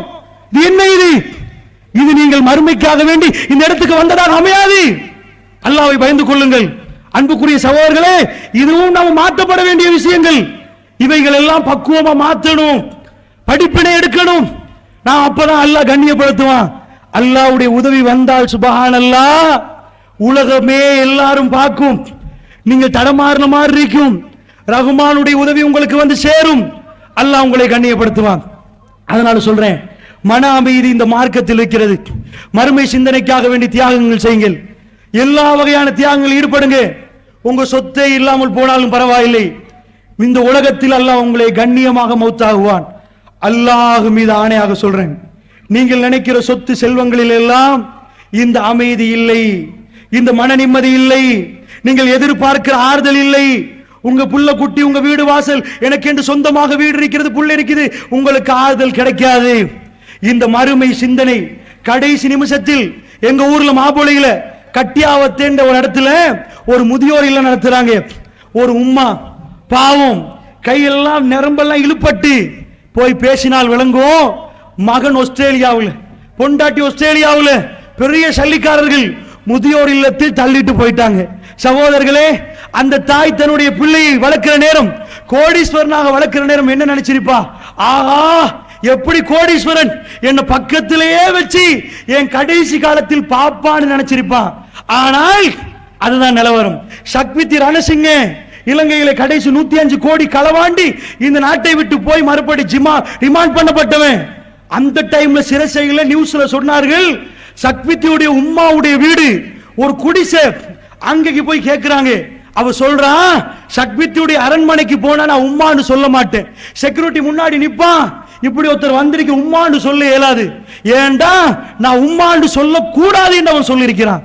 உங்க பிள்ளைகள்ட்டால் உங்களை ஆறுதலா நல்ல வளங்கள் இன்ஷா அல்லாஹ் 100ல் 1 புள்ள உங்களுக்கு ஆறுதலாக அமையலாம். சகோதரர்களே, நல்ல பக்குவமாக வளங்கள். ஒரு தாய் வந்து என்ற கையை காட்டினா, சார் கையை பாருங்கண்டா, இவங்க எங்க பிள்ளைக்கு வாப்பா இல்ல, நான் என் பிள்ளைய சார்ட்டர்ட் அக்கவுண்ட் ஆக்குவதற்கு படிக்க வச்சேன், வீடு வீடா போய் உடுப்பு துவைச்சுதான் நான் என் பிள்ளைய படிக்க வச்சேன். இன்றைக்கு யாராவது வீட்டுக்கு வந்தா என்ன முன்னாடி வர வேண்டாமாம், நான் வேலைக்காரி மாதிரி சித்தரிக்கிறான். என்னால தாங்க முடியவில்லையே, வாப்பா இல்லையே. நீங்கள் நம்பிய செல்வங்கள், உங்க பிள்ளைகள் உங்களுக்கு கடைசி நிமிடத்தில் ஆறுதல் அளிப்பார்களா? மரண படுக்கையில் நீங்கள் இருந்தால் ஒரே ஒரு வார்த்தை உங்களுக்கு ஆறுதல் அளிக்கும், லா இலாஹ இல்லல்லாஹ், லா இலாஹ இல்லல்லாஹ். நபிகள் நாயகம் ஸல்லல்லாஹு அலைஹி வஸல்லம் உடைய ஆறுதலை அல்லாஹ் கொடுக்கிறான். திங்கட்கிழமை நாள் எத்தனையோ திங்கள்களை கண்டிருக்கிறார்கள் சஹாபாக்கள், அதே மாதிரி ஒரு சோகமான திங்கட்கிழமை இல்லை. நபிகள் நாயகம் ஸல்லல்லாஹு அலைஹி வஸல்லம் அவர்கள் மஸ்ஜிது நபவிக்கு அவங்க வீட்டுக்கும் ஒரு திரைச்சேலை, கொஞ்ச நாள பள்ளிவாசலுக்கு ரசூலுல்லாஹ் போகல, திரைச்சீலை அகற்றார்கள். சஹாபாக்கள் எல்லாம் உட்கார்ந்து இருக்கிறார்கள். எல்லாரையும் பார்த்து ரசூலுல்லாஹ் சிரித்தார்கள். அல்லாஹ் கடைசியாக ரசூலுல்லாஹ்வுக்கு கொடுத்த மன அமைதி, மன ஆறுதல். 23 ஆண்டுகளுக்கு முன்னாடி கக்கத்திலேயே போத்தலை அடித்து வைத்திருப்பார்கள். வலா தக்ரபு ஸலாத்த வஅன்தும் சுகாரா, போதையோட வந்து தொழுகைக்கு கலந்து கொள்ளாதீங்கப்பா, அந்த அளவுக்கு சொல்ல வேண்டியிருந்தது. குடிச்சு போட்டு தொழுகைக்கு வருவார்கள். விபச்சாரம் எல்லா இடத்திலையும், பிஞ்சு மதலைகள் குழி தோண்டி புதைக்கப்பட்ட வரலாறுகள் அப்படியெல்லாம் இருக்கிற நேரம்தான் ரசூலுல்லாஹ் 23 ஆண்டு காலத்தில் படாத பாடுபட்டார்கள். தாயிஃபிலே விரட்டி விரட்டி அடித்தார்கள்.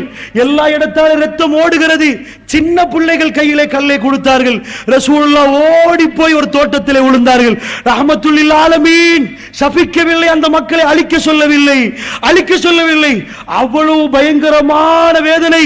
ஒரு நாள் காபாவிலே தொழுகிறார்கள், ஒட்டக குடலை கொண்டு வந்து களத்திலே போட்டு விட்டார்கள். சுஜூதில் இருந்து எழும்ப முடியாது. பாத்திமா நாய் கத்துறார்கள், ஏனப்பா எங்க வாப்பாக்கு இப்படி பண்றீங்க?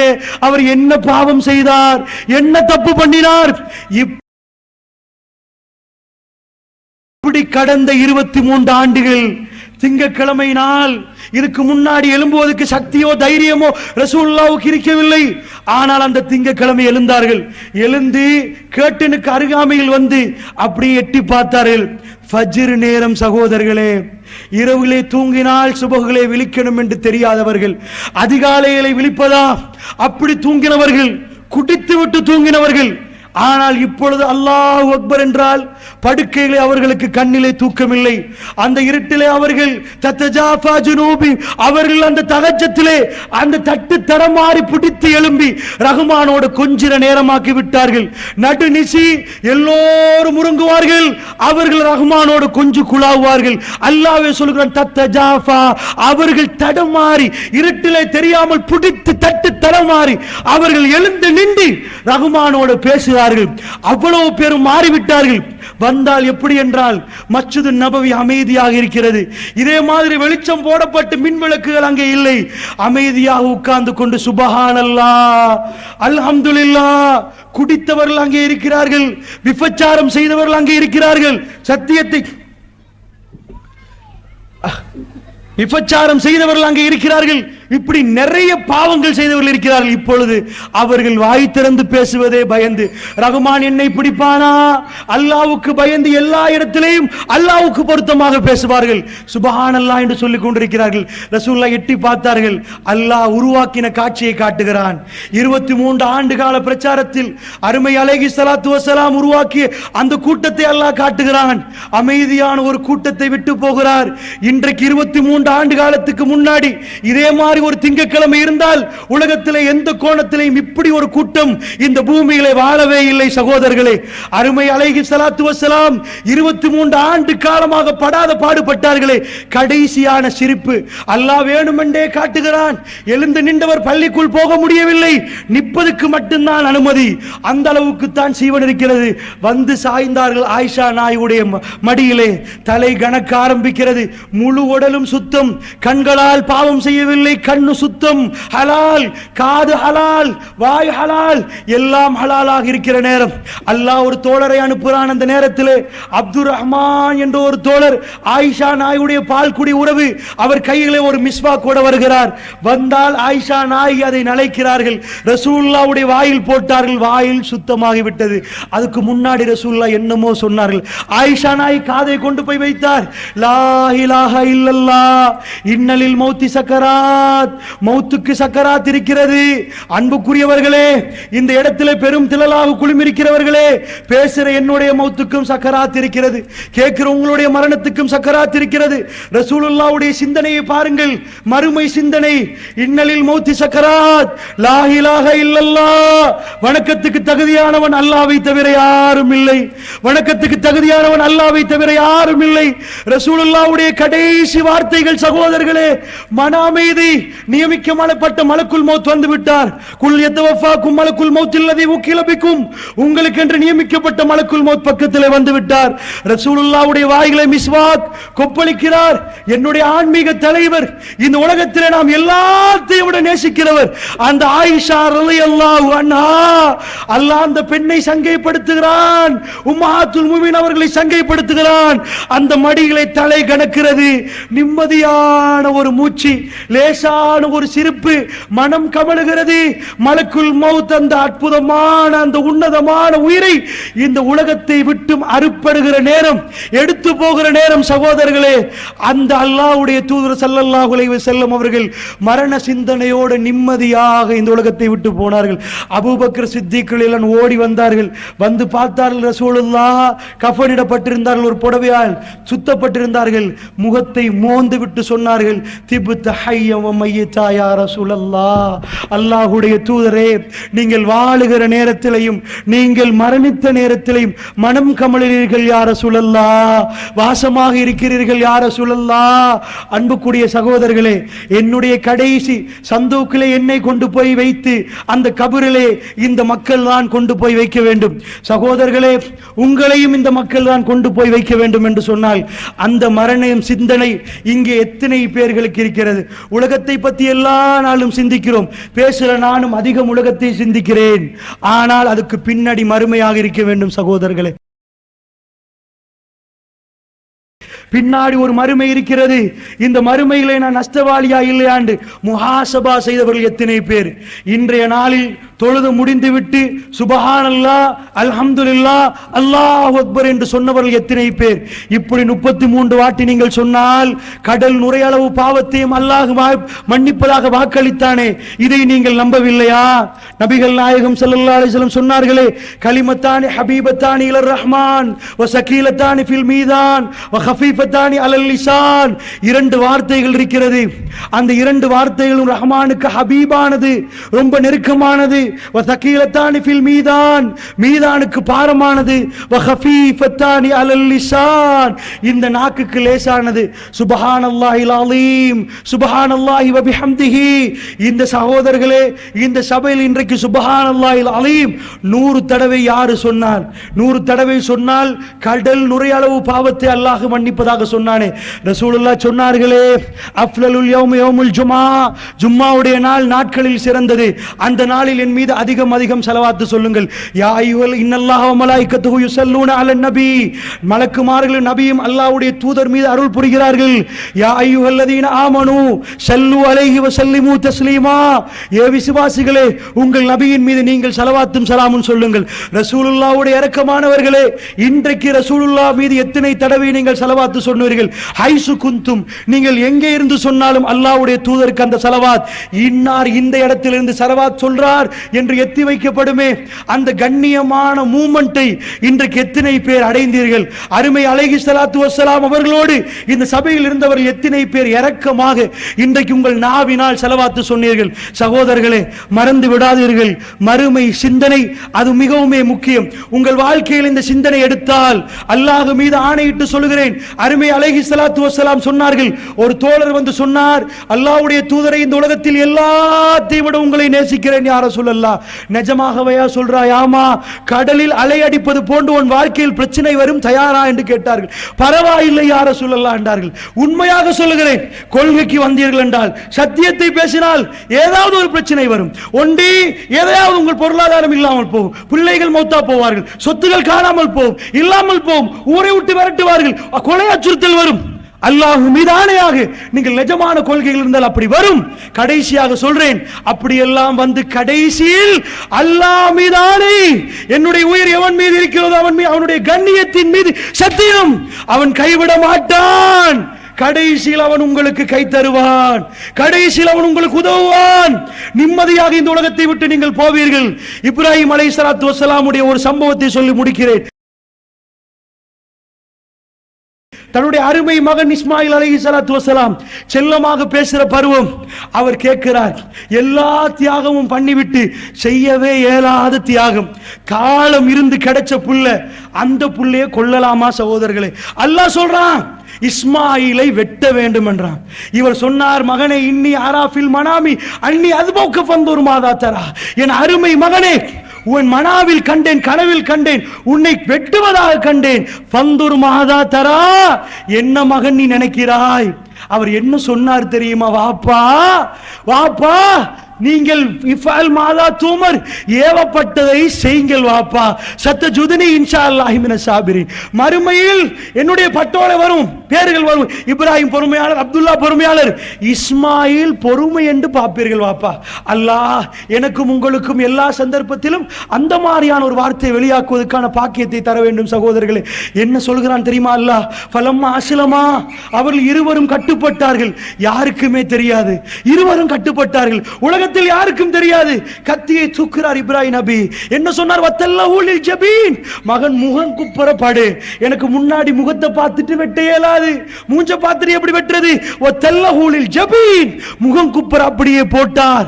கத்தியை தூக்கினார், வெட்டுவதற்கு அல்லாஹ் தயாரானார். ஃபனாதைனா யா இப்ராஹிம், இப்ராஹிம் என்று நாங்கள் கூப்பிட்டோம். இப்ராஹிம் வேண்டாம், ஒரு பிராணி, பலி பிராணி எடுத்து அறுத்திரு.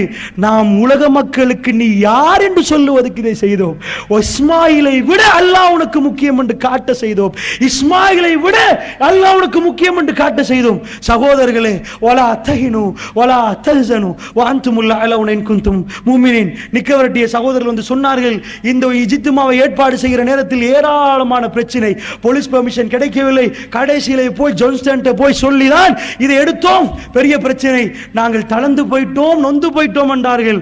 அல்லாஹ் சொல்றான் திருமறை குர்ஆன்ல, வலா தஹினு வலா தஹ்சனு, உடைந்து போயிடுங்க, நொந்து போயிராதீங்க, கவலைப்படாதீங்க. வஅன்துமுல் அலவுன இன் குன்தும் முஃமினீன், மூமின்களாக இருந்தால் நீங்கள் தான் மிக சிறந்தவர்கள் என்று அல்லாஹ் சொல்கிறான். அன்பு சகோதரர்களே, பிரச்சனைகள் வராத நாட்கள் இருக்காது, பிரச்சனை இல்லாத உலகம் இல்லை சகோதரர்களே. ஆனால் ஒரு மூமினுடைய மனசுக்கு மறுமை நினைக்கிற நேரம் சந்தோஷமாக இருக்கும். அன்பு சகோதரர்களே, மன அமைதியோடு வாழ்வதற்கு அல்லாஹ் எனக்கும் உங்களுக்கும் அருள்பாலிப்பானாக. எங்களுடைய தப்புகள், தவறுகள், அக்கிரமங்கள், அநியாயங்கள், நேர்மை தவறுகளை எல்லாத்தையும் விட்டுவிட்டு நேர்மையாக, நியாயமாக, ஒழுங்கான முறையில் வாழக்கூடிய வாழ்க்கையை தந்து கடைசியில் பயணம் மேற்கொள்கிற நேரத்தில் கபருக்கு ஒழுங்கான முறையிலே அந்த சந்தூக்கில் போகக்கூடிய பாக்கியத்தை அல்லாஹ் எனக்கும் உங்களுக்கும் தருவானாக. என்னுடைய பேச்சில் ஏதாவது தவறுகள் இருந்தால் அல்லாஹ்வுக்காக மன்னிக்குமாறு வேண்டி விடைபெறுகிறேன். இன்றைக்கும் பார்ப்பாங்க. ஆனால் டாக்டர் ஜாக்கிர் நாயக்க கூப்பிட்டு ஒரு அவார்ட் கொடுத்த உடனே அவர் என்ன பண்றாரு? மைக்க பிடிச்சிட்டு வேர்ல்ட்ல எனக்கு பெஸ்ட் ஆயி அவார்ட் தந்திருக்காங்க மலிக் ஃபாதர் அவார்ட். ஓ மாஷா அல்லாஹ், நான் என் திறமை என்ன அல்லாஹ் சொல்லல. அவர் சொன்னதை நீங்க யூடியூப்ல போய் பார்க்கலாம். ஜாக்கிர் நாயக்காகிய நான் 8ஆம் ஆண்டுல என்கிட்ட வந்து பேர் கேட்டா நான் எப்படி பேர் சொல்லுவேன் தெரியுமா? ஜாக்கிர். அவர் வாயால சொல்றார். நான் இப்படித்தான் ஜாக்கிர், என் பேரை சொல்றதுக்கு எனக்கு இவ்வளவு நேரம் பிடிக்கும். ரப்பி ஷ்ரஹ் லி சத்ரி வ யஸ்ஸிர் லி அம்ரி வஹ்லுல் உக்தத்தம் மின் லிசானி யஃப்கஹு கௌலி. இது ஒரு துஆ.